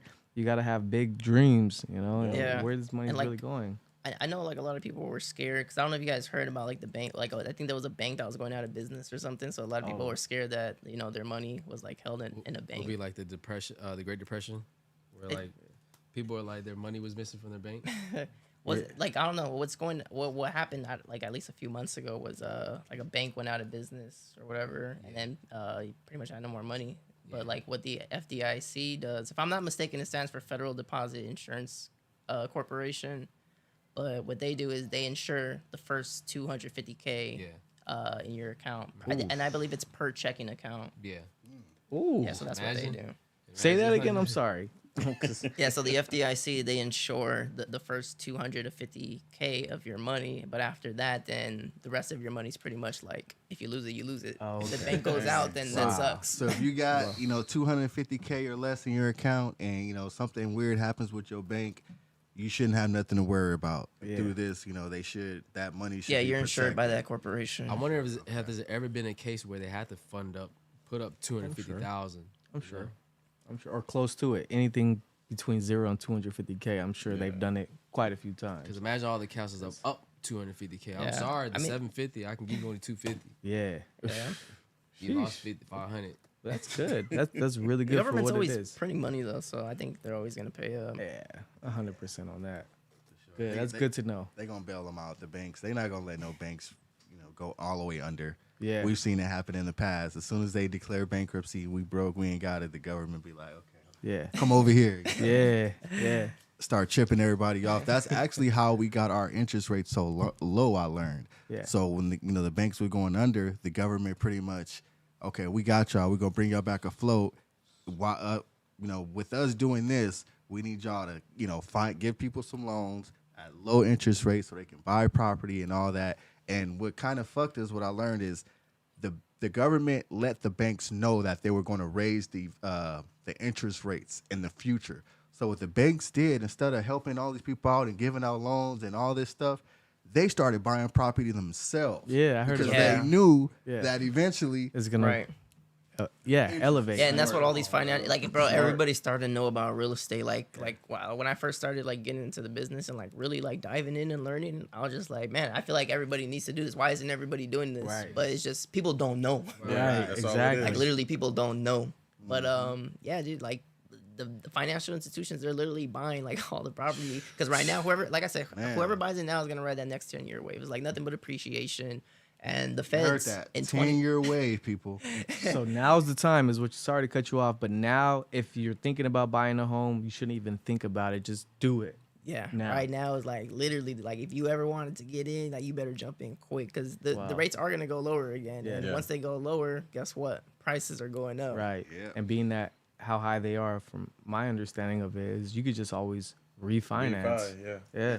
Yeah. So it's better, like how I said before, marry the house, date the rate. So whatever it is, just get in now and then Marry now that the you're in, house. Marry the house. I'm sorry. Date- Marry the house. and Date the rent. date the rate. The rate. rate. Oh wow. Yeah, you're dating the rate. So even I these didn't think houses about in that. Compton, like in the hood, they like these small little like houses with 3-bedroom, 1-story in the hood for 800,000. It's still gonna be a positive ROI in the next 10 years. It's gonna hit like what 2 Well, I million? mean, like you're always still gonna have your money because even when you pay your mortgage every month, you get that right Yeah, back. it's going into your equity. So. Equity. Like literally, and then plus the appreciation. And again, I like to use my sister for example because she bought in at 401. Property is worth 550 now, and that's without making the mortgage payments for almost 3 years. Wow. So she's probably up like anywhere So- close to like 300 range. You 300K. saying- So if she were to sell her home, then she would collect like almost all of that 300. Wow. That's crazy. And then the thing about the government, they do tax you for capital gains or whatever, but the first 250K of your equity is not taxed if you live in the property for at least 2 years. That's good to know. 2 years. Right. Yeah, 2 years. that's a- lock in for 2 years. That's a gem right there. Same tax rate. First 250K. Bro. Now, why you say the next 10 years? Like, are there any other variables It's gonna that go up. where it's gonna be a cap, like a limit in the housing market? I mean, I'm not a fortune teller, so I can't really Because, say. Yeah, because but life, the way in it's life looking. in general, like things unexpectedly can just happen. Yeah, 'cause Like, I who's mean, gonna say like it's like saying Bitcoin? Oh, it's gonna go straight up. It's 63,000, go 100-some thousand. Next, you know, it just crashed. yeah. Same thing Well, with I the mean, the housing thing market. about cryptocurrency, it's not like backed by anything. Yeah. It's not That's a- tangible. That's the thing. It's like, what are you like? What is it? Right. Like at least real estate, you can make like an articulated investment. Like you can find a good deal. Or like, oh man, this house is a good deal. I'm gonna get it. I'm gonna fix this up, and then I know what the value is of this property. Yeah. And then after the fix up is gonna be at this value, and then I'm gonna get someone to rent it, and then boom, just that's a good reappraisals. investment. Yeah. Like you can articulate your investment, Right. versus Yeah. crypto is just like, all right, hopefully it goes up. Crypto is all hype. Digital It currency. really is. Like if Elon Musk says something about Dogecoin, it's gonna go up. They think If he says next something big bad crypto about it, it's gonna go casino. down. That's Yeah. what it's called, the crypto casino. Sheesh. Yeah. Why you said the next 10 years? Because like it's just like it's proven throughout like history pretty much, and like I know for sure like I said, the rates are gonna go down and the prices are gonna go higher, and then Prices everybody's are gonna keep going up. everybody's like trying to move to California. It's already getting overpopulated, so now they're trying to like incentivize people to make like something called ADUs, which is called a adding dwelling unit, Yeah. and that right there lets more people come in Yeah. to like our place pretty much. So yeah, of course it's gonna go up. Yeah. And that is so true, bro. Because I've been looking at homes for the past few months. Actually, today, I went and saw, and this is just because I'm in a point where I prefer to buy the land and build, but I'm uncomfortable where I live now, where I'm renting. I'm in a 1-bedroom apartment, been there like over 8 years. It's just time, But I don't want to use that to rush, and make a decision that, that could affect something else just because I'm uncomfortable, So I was actually looking for a rental unit that was close, that was still manageable, to where I could still hit my goals as far as what I'm saving, every month. And, but, I'm comfortable now.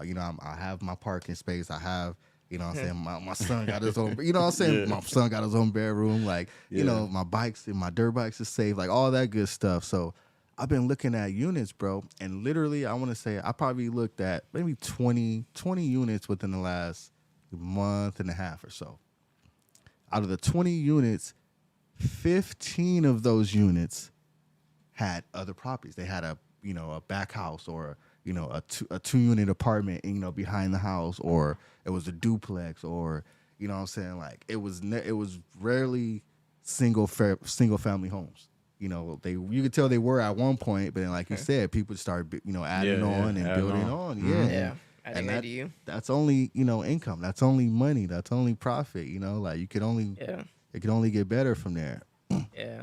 Yeah, everybody's trying to make money right now, man. And everybody's like discovering that, yeah, real estate is the wave. This is where it's at. Right. I had a question, man. Is it like, for example, my sister, she started off when she first bought her first property. She started off with a 3-bedroom condo, like an apartment in the Ackerfields. Is it best to start off small? Like, what do you mean small? Well, I ain't trying to say small. I guess I'm just using that terminology, but like just start off in like a condo instead of like trying to aim straight for a house or I mean, you could if that's like I said, I always say any move is better than no move. Yeah, So as long yeah. as you do something, yeah, that count as anything. But typically, like if you like when you're really looking at real estate, you always want to you want to get a house because Yeah. that's where like the most appreciation comes. Because condos they don't appreciate as much as houses do. okay. It For sounds sure. like as long as you're owning something, right? As long as you get your foot in the door to where you're owning the property, Something, yeah.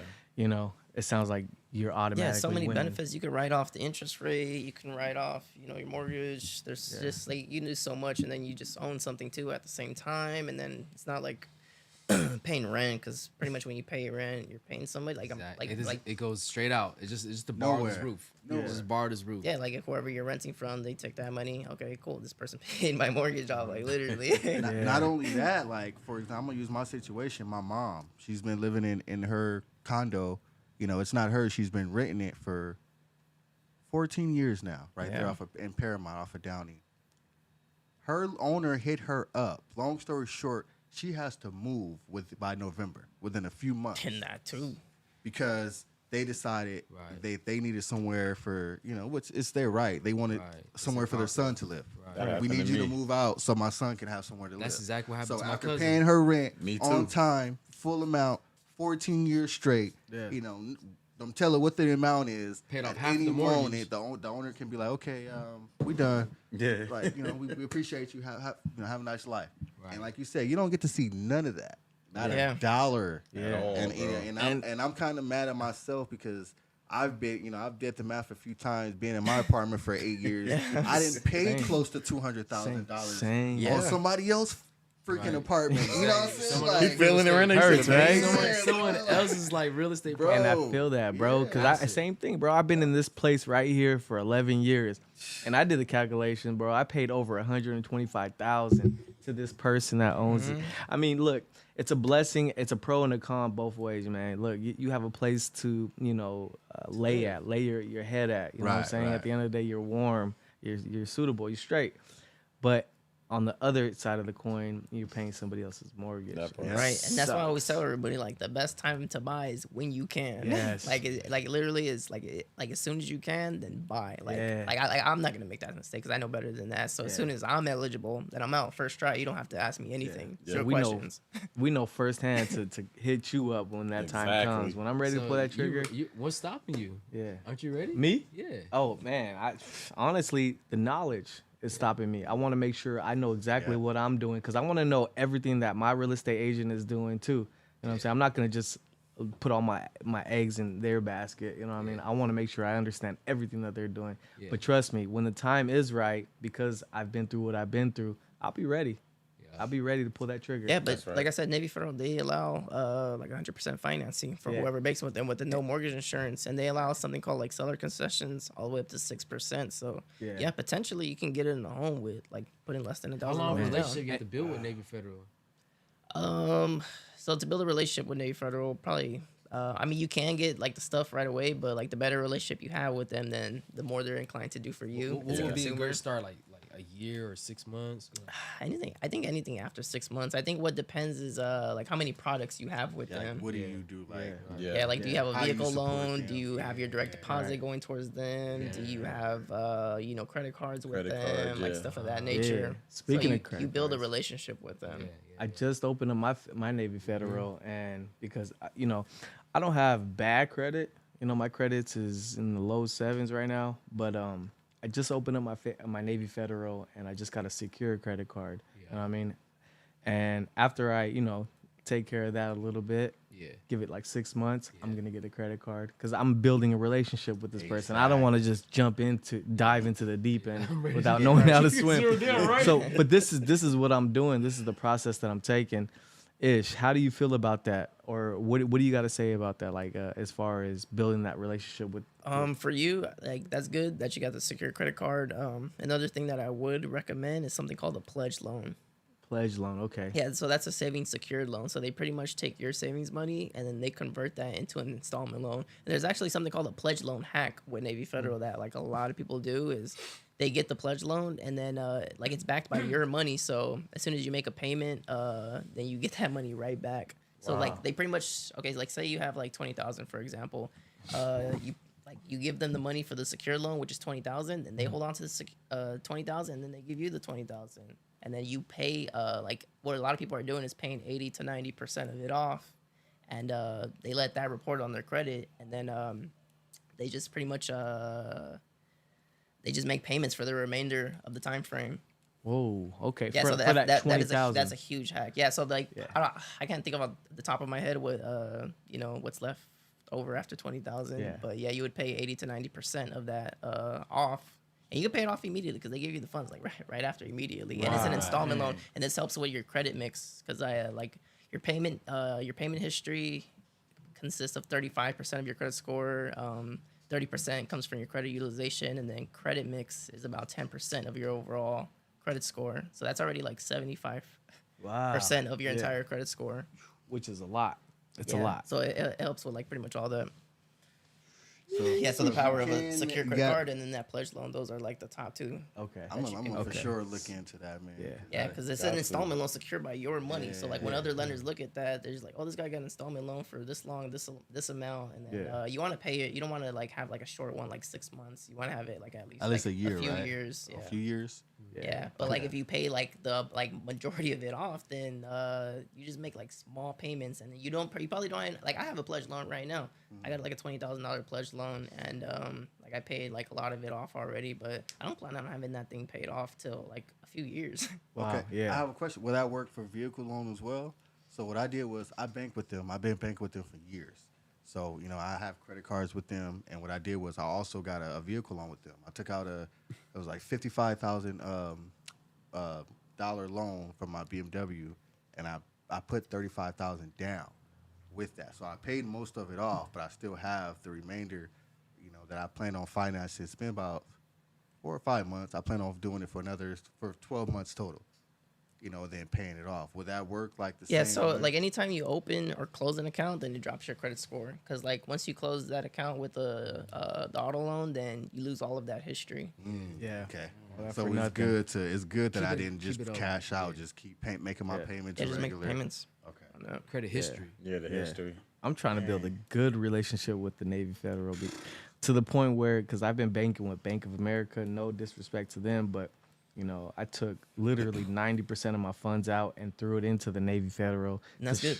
To show them, what I'm about. Yeah. Ultimately, They you have know what I better mean? programs than a commercial bank. 100%, yeah. I mean, from the rates to, even if you're trying to get a CD account, I mean, they work with you a lot better than the Bank of America or I think any banks at this point. Yeah, any bank. I bank. personally think it's arguably probably the best bank/credit union that you can have in America. Exactly. So I went that route, man, just to show, what I'm about. And man, I'm just happy to hear everything that you're saying because it feels like I'm finally doing the right thing. You're with the right guys for sure. Yeah. Like this is where you want to be. Yeah, There's for a lot of sure. people that want to be with this credit union, but they can't because they don't qualify. Right. Yeah. So okay, let me pretty much break it down. If the only way to get a membership with Navy Federal is you either have to be in the military, a veteran, have a family member that's in the military, immediate, like a mom, dad, grandpa, sister, brother. No uncles, no cousins, no aunts, not that kind of stuff. Immediate. Just immediate. Or the other way is if you live with somebody, if you live with somebody that already banks with them. So if you guys have the same address, then you are eligible to bank with them as well. Nice. Just pretty much under those circumstances. Yeah, keep that in mind, man. And when it comes to banking with Navy Federal or trying to get in, be mindful of this too. Like, think outside the box. Try to think outside the box when you try to get into this place because they have so many benefits and it's worth actually striving to get into. You know what I mean? Yeah, it's actually called the home of the high limit credit cards. Okay. He's not wrong. I tell you, because I have one myself. Yeah. Yeah, my I Navy have Federal about card. 5 of them. What about and the that one Amex? by It's my far highest limit. is What about Amex? way different than all the other ones. Let's put it like that. Amex is different. And I got some Those big are like ones, charge Capital cards. One and all that. But yeah, Navy Federal, man, is by far just in a different category. Yeah. Just me personally, as far as like my credit cards and for people out there also, if you're thinking about when it comes to building a relationship with the bank or your credit union, you don't have to just go jump and get a loan right away and take out some money. Start off by, if you getting a paycheck, put your direct deposit. Yeah, You know what I'm literally. saying? That part, yeah. They will love you for that. Yeah. All of your It's income incentive. coming through their bank, coming through them, like they will love you for that. That's Yeah. building a relationship. You Right, don't have to yeah. go buy a loan, get a loan, or buy something like direct deposit. Yeah. Yeah, they also have like their own lending guidelines. Because I remember one time I was trying to apply for a credit card so I could get a balance transfer. I think it was with BOA too, Bank of America, and I wanted this credit card that they had. And when I applied for it, they denied me. Like I had a good credit score and everything, but I guess I got denied because I had too many hard inquiries on my credit report. Yeah. So they denied me. So I was like, damn, how am I gonna do this balance transfer? Yeah. But I went to Navy Federal and they have their own Navy lending guidelines. So yeah, they approved me for a credit card on the spot. So they prove Because they have their own so rules. easy. Yeah. Yeah, they have their own On the rules. spot. Oh yeah, it don't take time, bro. Yeah, I'm sure they take into account a lot of factors, man. Don't think it's just you get in and it's golden. You know what I mean? Yeah. It's still, they still have their, standards that they have to hold by. They're not going to give somebody a credit card that, has a 480 credit score and, you're making like $200 a month. Keep in mind of all that though. Like, But they are lenient, so they'll but- teach you how to get to the point to where you can. because do it's a that. relationship. It's a Yeah, personal 'cause relationship. sometimes you could even have a bad credit score and they'll still give you the card or the loan. Really? Yeah, it's like more relationship based. Okay. Yeah. Okay. Yeah. Yeah, because they have something called like internal points, aka data points, and they have like their own internal scoring system. And this credit is different from a credit score, but their internal score system is anywhere from like 100 to 450 points. And if you apply for something and like you get denied, then they'll show you what your internal score is. But you typically want to be above the 250 range. Okay. That's All right. that's like the safe zone. That's good to know, man. That's good to know. It is. So if just to rewind it a little bit back, would you have any tip to give somebody that, let's say a brand new, let's say just an average Joe that has no knowledge of buying a house that makes $70,000 a year, that wants to buy a house? Do you have any tips to give him?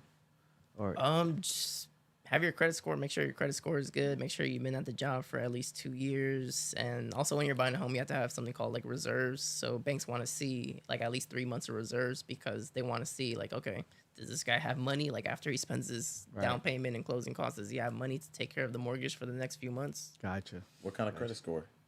What kind of credit score? Yeah, At the least. at least. I always recommend everybody at least minimum like 660. 600.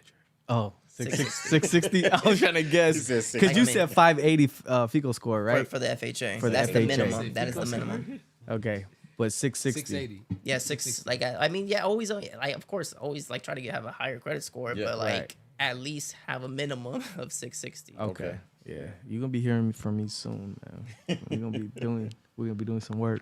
Don't mumble. I can't wait. The background's gonna be different, man. Cause when I do finally decide on what house I'm gonna get, I'm gonna take all this in account. The podcast, you know what I mean? The room because I have 2 kids, 2 beautiful kids. I'm gonna take that in account. I definitely want some space. But if you guys are watching this from anywhere outside of California, you should know that California is one of the most expensive places to live in. And second in the country, I believe. is a second. I guess New York is number one. Yeah. Yeah, because it was out of New York and California. This place is not a cheap place to live in, At and all. you get nothing for your dollar over here, You get the weather. especially. You get the good get- weather. Yeah, The yeah, weather, you get yeah. that. There's a lot. Like when I say you don't get nothing for your dollar, I mean the space inside the place that you live. $1 per square part. foot. It is really, really expensive, especially because we live like half a mile from the beach, and I could see it with the amount that I pay on my rent. So Yeah, because I've seen properties in other states go for like probably like over 3,500 square feet, and they're only paying like 200,000 for their home, and it's a really huge home. Over here, you'd be lucky if you get like a 900 square feet condo for exactly. that same price. I think it's because I follow you and I always see your posts that I get like a bunch of other posts from places outside in Texas and stuff like mortgage lenders and stuff, they post their houses for like 230,000. They have mansions, Yeah. Big mansions, houses. Make you want to leave 5 Cali, bedroom. yeah. Yeah, bro. Yeah. Like, what am I doing out here? Or at least invest into something Right. out Yeah, there. yeah. Because that's what people typically do. They buy multifamily residences out of state because you have to think about it. Like, for example, not too long ago, I seen a multifamily here in Long Beach. It was a 3-unit residence, but they wanted like 800,000. Okay. Versus if you get a 3-family unit like in another state, then it's like literally cut in half. So it's like why would you invest here when you can get Or 2 that way? Right. You know, so now you have Exactly. 6 units versus only having 3. Right. That's what I was gonna ask. Besides Southern California, what other states would be great for us to invest in? And you just gotta find the deal. There's always deals like, Yeah, out everywhere. there. There's literally deals everywhere. So like it might be like if there ever is a bad time to buy, then there's still deals out there. So like that shouldn't still discourage anybody from buying. What are some like top 2 states that are like really just rising in the house market? Top 2, break it down. In detail. No, that's a hard question because I'm not, I'm not. Yeah. I've been hearing a lot about Texas. I was was- gonna yeah. say Texas only I because did Texas hear a is lot about one of the biggest states. I mean, we already know that. Texas It's the is midpoint too. one of the biggest states in the country. Yeah. Like, you can drive for 12 hours and still be in Texas. Yeah. Texas is real. the hot spot for Yeah. sure, It's man. You know, I did hear a lot about Texas. I think another state, if I'm not mistaken, it might have been like Oklahoma, one of these old states. Just anywhere you can find an investment offer. Like, if you want to invest, I mean, I think all of us hustlers know the basic fundamentals of hustling is to buy low and flip it for more, right? Flip high. Yeah. Buy Yeah. low, sell high. So when it comes to investing into Any growing property, cities. yeah, properties, real estate, I mean, you want to keep in account, what it's actually going for and what they're selling for and what the potential of you selling it for would be in the long term. You know what I mean? Like California, like he said, man, like he's been mentioning, there's no wrong time to, well, I don't want to say no wrong time, but right now is not the wrong time to put down on a property. Probably, in fact, this is probably the best time to put down on a property because there's so much advantages to, investing in a house in California because Yeah, because you either have to pick your poison when you're buying a home. It's like, do you want the high rate, but with the lower purchase price, or do you want the high purchase price with the lower rate? but both are pros and cons because even if you get the high, purchase rate, you're gonna be able to refinance in the future and right and take that. Yeah, well, I mean, That- if you buy at the high, then most likely like the rates are gonna be good at that Right. point. So you have to pick your poison, to be honest.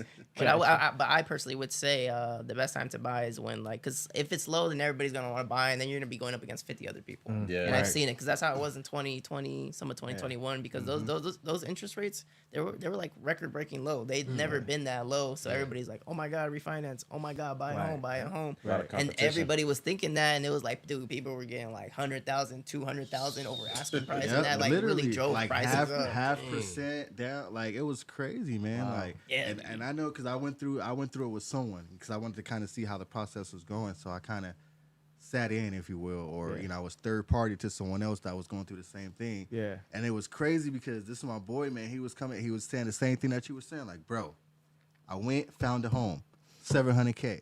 They wanted $700K. I offered them $700. Somebody came and offered them $720. I offered them $725. Somebody came and offered them $740. Man, You know what I'm saying? competition It's was like- real. Man. And that's the difference between like what we call a buyer's market and a Yeah, seller's market. exactly. Buyers, a seller's market is going to have the higher the The seller's seller's market, market has they have more control of Right. like the property pretty much of the deal. Exactly. They're like, okay, well, there's not that many homes and everyone wants to buy a home, so Yeah. I have the power. yeah. I want this much for my home. Yeah. Yeah. Versus how it is when the interest rates go a little higher, it goes towards what we call the buyer's market. Yeah, the buyer's market. So now the sellers are like, whatever you give me for the property, I'll take it. That's the difference between a buyer's and the seller's market. With that being said, what do you? We're leaning towards the buyer's market. We're right like now? on borderline right now. Really? Okay, so we're in Yeah. between. Yeah, we're in between right now. Okay, I'm all about balance, man. We were in so- the seller's market though, for For a sure, while, in huh? 2020, 2021. Because I'm telling you, there's people that they submitted 9 offers on a home and nothing was going through. Do you think that was because of the pandemic? that Yeah, well, I happened? mean, no, yeah, Definitely, right? The government, they dropped the Feds, the Federal Reserves, they dropped the interest rates on purpose to stimulate the economy. So like Gotcha. then that's what they do all the time. Okay, we're gonna drop rates low so that way people can actually purchase things and money starts getting spreaded. Yeah, Yeah. I feel that, man. I feel that. I feel like in California, especially if you have only one income, it's a wise decision to, figure out a way to generate passive income, whether it's through, a side stream. Like for me personally, I have a vending machine business now that's bringing in us, a side stream, Yeah, that's helping out a lot. They take that into account too when you're applying for a mortgage loan. They look at Really? all the incomes Is it coming in. okay? Is it between me and you and all you guys? Is it because I'm not? I don't even know if I should say this right now, but fuck it. Is it okay? I mean, would you think it'll be better to claim this on the taxes or to keep it under the table when it comes to your passive income? If you're trying to get pre-approved for a bigger loan amount, yeah, Claim it. okay, claim it. Claim it. you have to claim it. Because I know that's the problem when I had, I know I mentioned to you guys before, like on another time, but yeah, I was trying to buy a multifamily residence, I believe last year, if I'm not mistaken, but I wrote too many things off on my taxes. Oh right, And if yeah. you're in that's why it's harder for the self-employed 1099. people that are Yeah. 1099. It's harder for them to get a mortgage loan because they look at the W-2 guys as like squeaky clean. They love the W-2 guys Yeah. because it's easy. It's it's Yeah. either this is in, that's it. But Yeah. self-employed is just like, all right, Yeah. like what do you got? What are we working with? Right. I fall in the line of both right now because Yeah. I'm self-employed, but I don't really, Yeah, no, like as long as you got like the regular W-2 job, then you Yeah. can use like the extra income. You could either choose actually to use it or to not use it. So that's the Okay. good thing. That's why it's always good to consult with like a lender first before like filing your taxes. Okay. All right. It's good to know. It's good to know, man. Because, yeah, like I said, in the state of California, it's so expensive to live out here. It'll be wise, especially if you have only one income, to figure out a way to generate some type of, side income. You need a side hustle, man. Side hustle for Long sure. from story- LA, long you story gotta- short, like Yeah. like You from said, LA, especially you from hustler. LA, You a like, hustler. You gotta should have hustle side stream something. income. Yeah, because I always tell people, I'm like, if you got like one source of income, then you're one step away from Right. everything falling. No, That it's part, it's a yeah. fact, man, and it's not even funny out here. Like the amount shit cost out here is just ridiculous. You You know, need two incomes. it's not going down, man. It's just going up and up and up. So for me personally, that motivates me to figure out a way to make more money. You know what I mean? It makes me hustle harder because Right. And then like once you start getting your feet in the door with like multifamily residence, then you could use 75% of that rental income, and then now you'll qualify for a bigger loan amount because now you got your regular income, your side business income, and then now you have the money coming in from the rentals. So now you Okay. qualify for even a bigger loan amount. Good.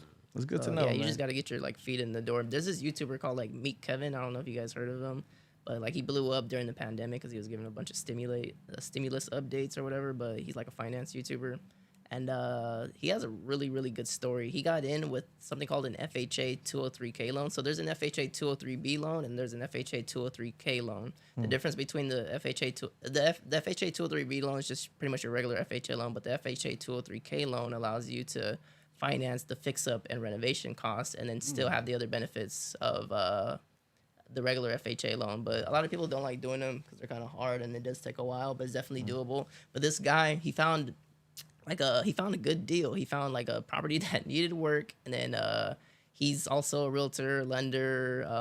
He has his own brokerage too. He's like a YouTuber, like really guy. He's like multimillionaire now.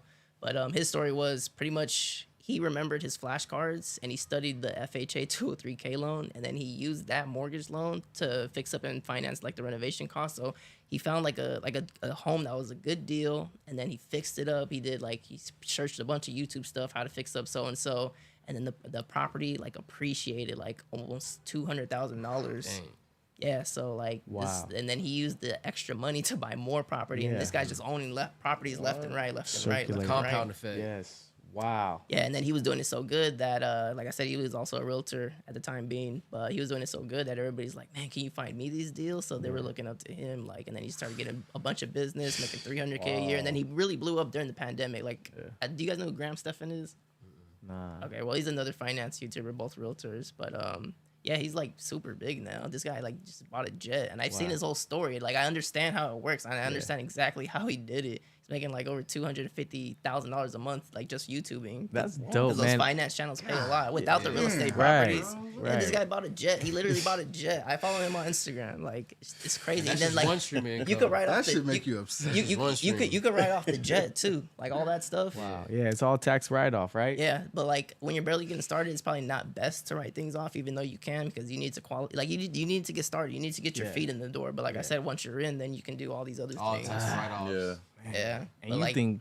Go ahead. right Sorry. now I wouldn't do like no write-offs. Man. I can't do no write-offs. But like once it's only when you're making the crazy big money, like Donald Right. Trump and like Grant Cardone, those guys like write like pretty much everything off. Yeah. Because they're already making a bunch of money. Like they don't need to Exactly. qualify for a mortgage They ain't loan, that losing kind nothing. of stuff. I'm not losing Makes nothing at the end of the day. Yeah, but I think Grant Cardone, he's always like searching up properties, like looking. Yeah. If he finds a property, then take the jet, go look at the property. Yeah. Whether it's like 100 or 200 unit. With some shorts and some sandals and just a great t-shirt. Yeah, dude, these guys are making money. Yeah. And I understand how it works. And And they like look everybody can regular. do this. Right. They do. I met a guy today that I'll show you that I went to go check out some homes. And one of the homes that he owns, that's actually the home I met him up in. And it was a 51 unit fucking apartment building. And he's like talking shit about how he wants to get rid of that one. It's too much. It's too. And I'm sitting and I'm tripping out because I'm inquiring about one of his houses, single family homes, you know. And he's like, well, meet me at the condo. You know, I meet him at the condo. And he's like, yeah, man. So, you know, when you go see the place, I'm gonna give you the key, go check out the place, blah, blah, blah, blah. He was like, and then I got another building next door from that, you know, and you know, if you know, when you get there, you know, blah, blah, blah, blah, blah. He's telling about that place. And he was like, damn, they come to think about, like, man, I want to get rid of this shit. And I'm like, get rid of what? And he's like, this fucking shit. He's pointing, we're in the office inside the building. He's pointing up, like, pointing at the walls. Like, he owned the building that we were in. It's 51 units, bro. And I'm sitting there, I'm looking at this dude, regular, he had a, you know, he was a white guy, you know, regular black tee, like some black shorts. And Regular. Like some, Yeah, it's just just regular. That's how regular they dress. as With some fuck. shorts, some I sandals. would have never thought. I Flip-flop. thought that I was meeting, you know, either a realtor or, you know, someone from property management or something like that. And come to find out, I'm, you know, talking to the dude, and you know, saying I don't want to jinx anything, but I think, you know, all my prayers have just been answered. I think, you know, we got a winner. And I'm sitting there and I'm tripping out because he's like, yeah, man, I own that house, the one that we believe he's gonna give us. Then the one next door on top of the 51 unit building that we were in, bro. And I'm sitting there tripping out like, oh my God. Bro. Like I know how much I paid for my one apartment unit that I've been living in for 8 years. Yeah. Imagine how much income, you know, passive income you collecting 51 units. 51 times. Yeah, like I said, I understand exactly what they're doing. I know how to do it, but it's hard getting started. Yeah. Like once you got your feet in the door, then you're Right. pretty much good. You have like all the, you know, capital to get everything going. But like, yeah, that's one thing I learned too. Like, never judge a book by its cover, and that goes for like anything in life. Because like I see, like even like for example, like I'll get my hair cut in the hood. I'll see like some like little scrawny kid, but this little kid got a gun. Yeah, man. Like it would be somebody you never think Right. before. Right. Like somebody you just look at them like regular, and they're like, oh damn, this person had a gun the whole They got time. a full magnum. Hit the nail on Skinny. the head. Let's keep that one in mind. Hit the nail on the head when you said don't judge a book by its cover, because you just never Yeah, know. you never know. Like never fight with anybody you don't Man. know. You never know. But That yeah, is as far as great. people like dressing up too, like be like people just like in some flip flops. In fact, they'll wear the same thing, the same color T-shirt, the same color shorts. They'll wear like literally every time. Yeah, yeah. Man. No, I appreciate, man, everything that you told us right now, man. I really just want to end it off with just one more saying from each of us. I mean, I think all of us got something to ask, right? Yes, or sir. say a quote at the end of this podcast. But me personally, again, I know I asked you already, but for those that are listening and that are new to the game as far as buying real estate, again, I just want you to remind them, what do they need to know? What are the basic, you know, few things that they need to know before getting into thinking about buying a house Like if you're thinking about buying a home in California? well, I mean, like obviously, if you can, then I would do so. Because I know personally, at least for me, like as soon as I'm eligible, then I'm out to buy a home. But yes, like don't wait on it. Don't think about like oh, this is about bad time to buy. Because I get a lot of people, they're just like, oh, yeah, horrible time to buy. The market's going to crash. I'm like, bro, you don't even know what you're saying. Right, I'm right. always Yeah, because hearing that. the only reason that 2008 market crash happened because lenders didn't have to be licensed back then. Now you have to be licensed because before you could work at McDonald's or whatever job and they'll give you a mortgage loan. And since they were doing that, a lot of people really couldn't afford to pay the mortgage. So Right. a lot of homes went into foreclosure. So that's why the market crashed. Now there's like a bunch of like stuff set so that that doesn't happen again. Okay.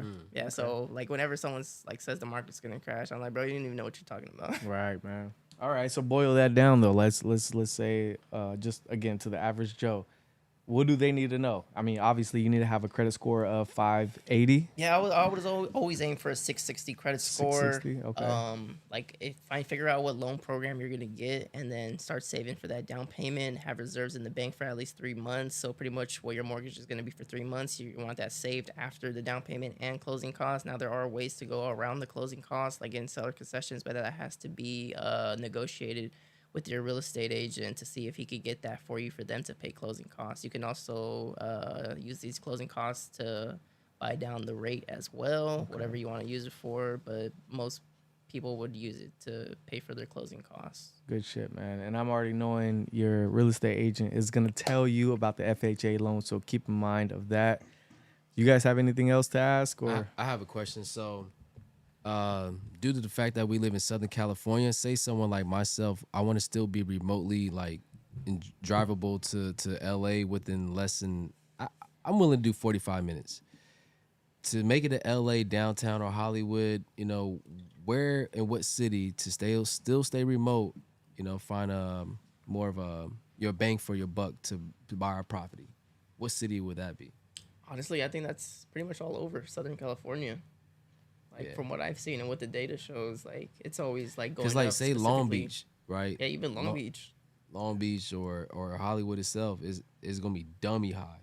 Yeah, it's gonna be dummy high, but But are there any other cities that you can get more of a bang for your buck to drive that 45-minute commute? maybe like the Riverside County starting to come up to San Bernardino County, Yeah, like that area. Fontana, IE, Inland Empire. Those properties are appreciating right now. Too. What do you think about OC?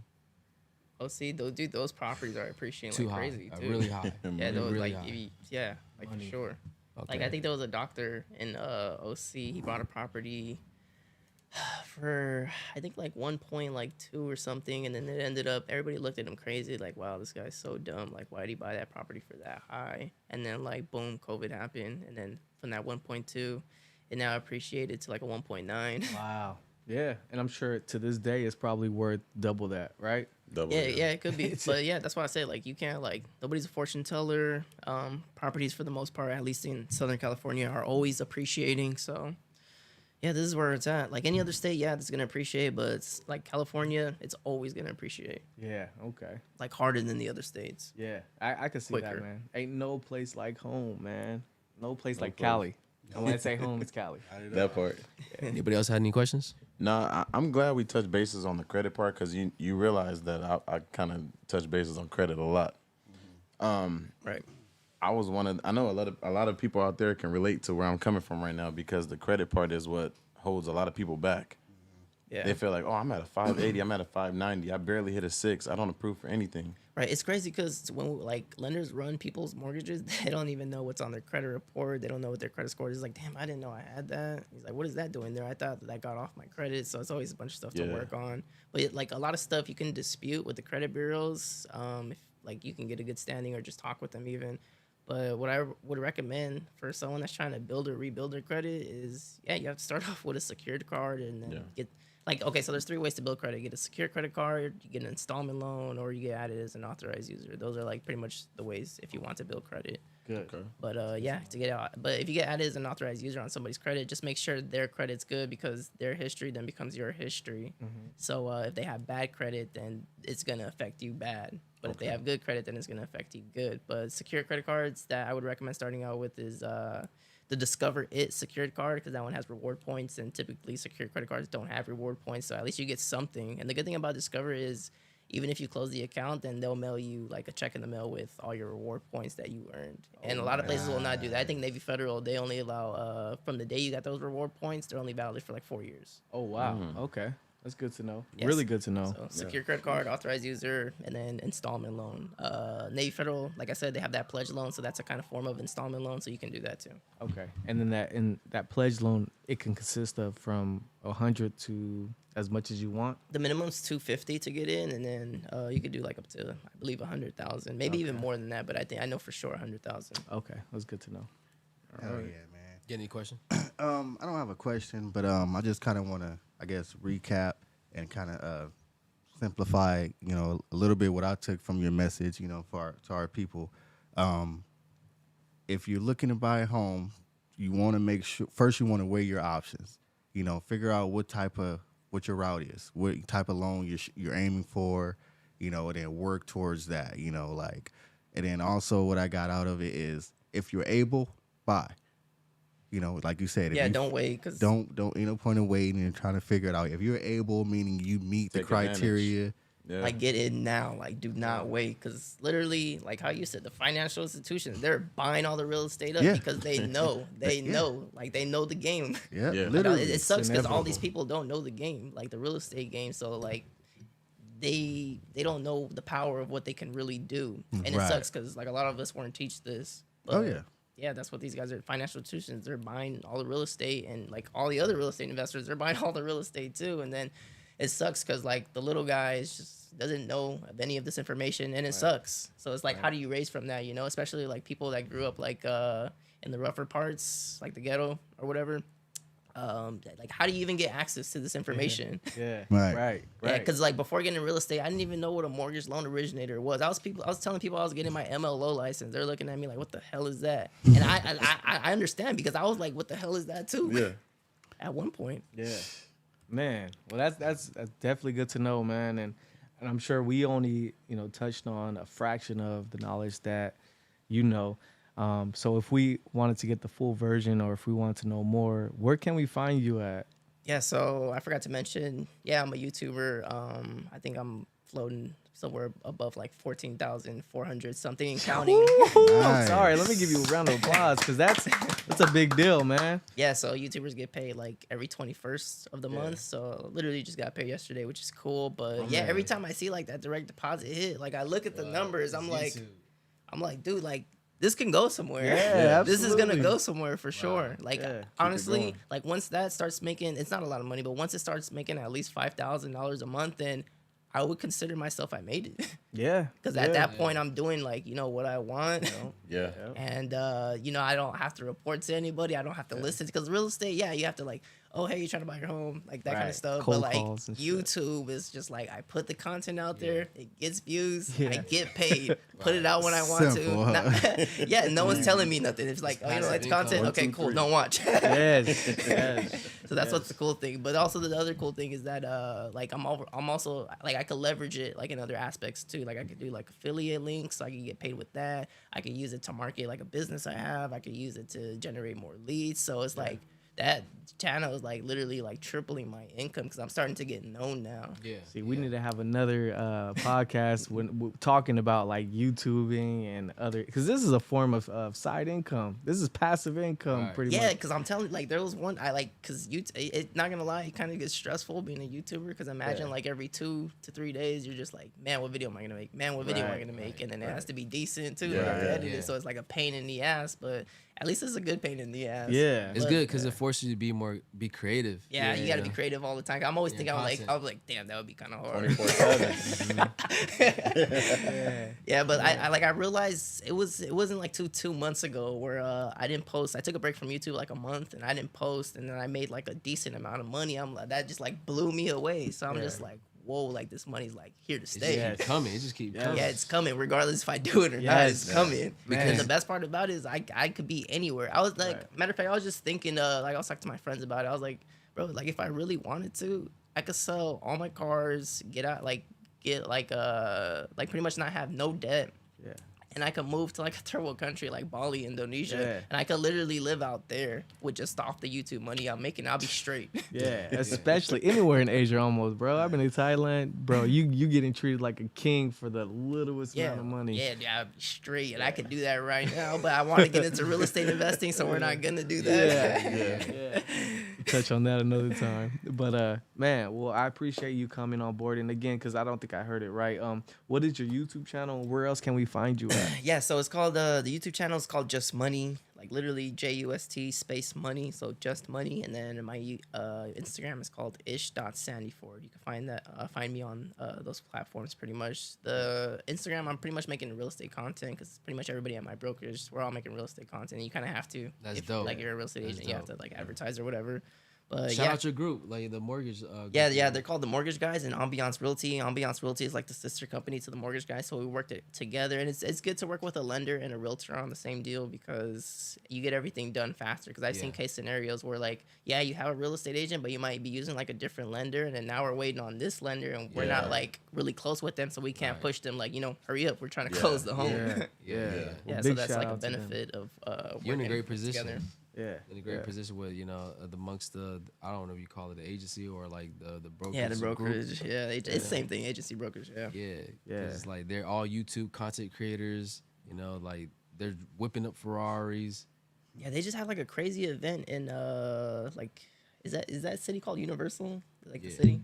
Yeah, they had an event over there with like a bunch of influencers just went over there. I didn't go because I don't know, I was busy like doing an open house. But yeah, dude, these guys have like tons of followers. I found these guys on YouTube because someone interviewed like pretty much the guys that I'm with. They interviewed them on YouTube, and then for those that don't know, I have a real estate mentor, and he actually found them on YouTube. He's like, you need to go work with these guys, and it's good because like since I do like the social media stuff, they do social media stuff too, and it I goes feel hand like in hand. I feel like they're gonna blow up, and it'll be good if I can get in with sure. them right now. Yeah.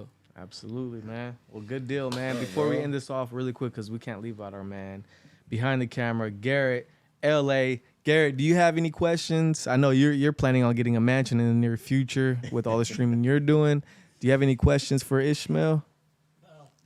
Okay. No. Wise words from a strong man. He says no questions. All right, man. Well, look, man, we appreciate your time and taking, your time to teach us a little bit about what we need to know to real estate and just informing us on the basics. Yeah.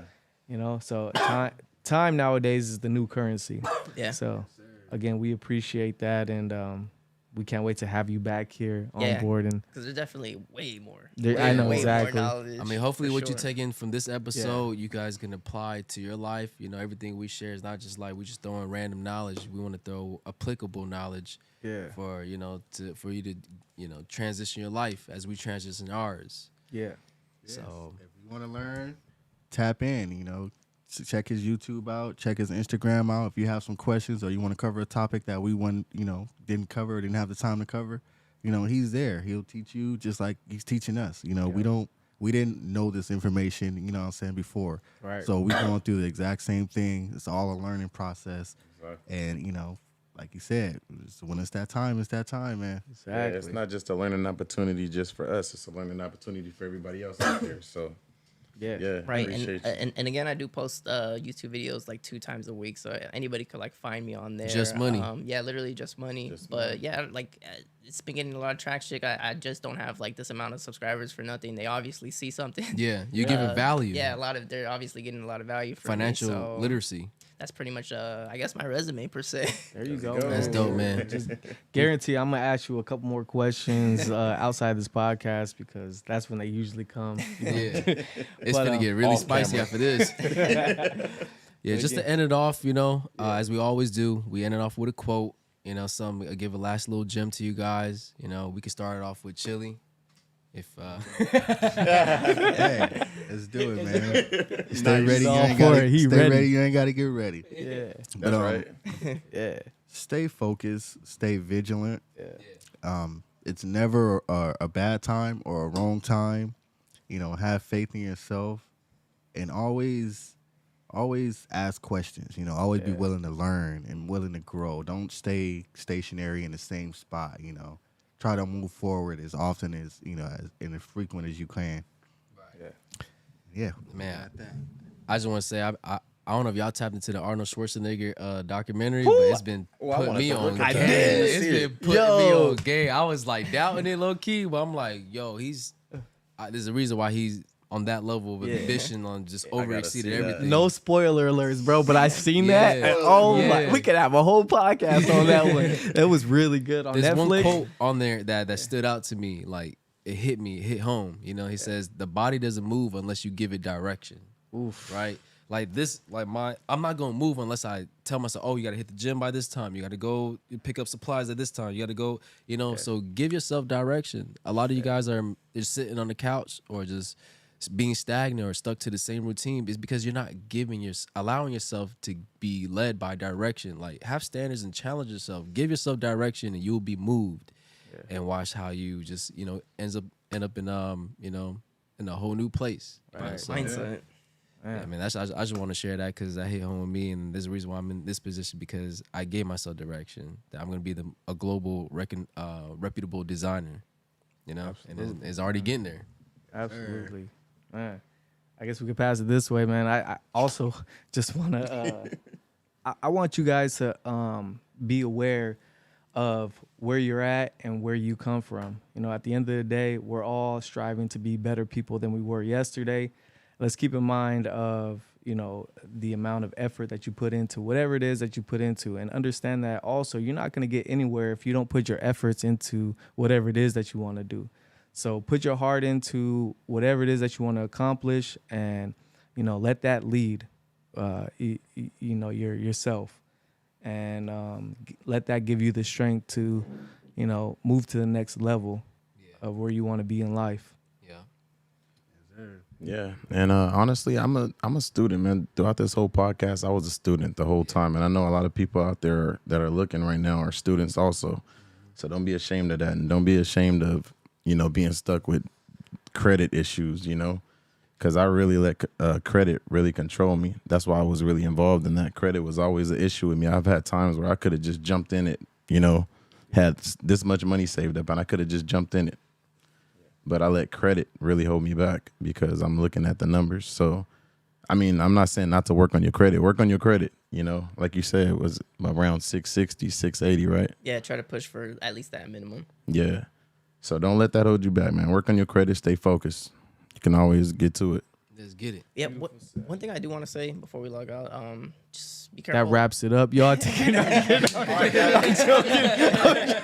I'm joking. Go ahead, bro. Now, just pretty much be careful what words you use because words are like really powerful. Like no like self-doubt talk because the universe is pretty much like an image of yourself. So if you walk around saying like, "Oh, my life sucks," then I guess the universe looks at that like, You manifest. he said it. His life sucks. So guess what we're gonna do? It's gonna be a Facts. mirror. His life Facts. sucks. So like even the words like I'm broke, that word is like not even in my vocabulary. Even like if I ever am, like I would never I'm dare glad to you say said those that. words.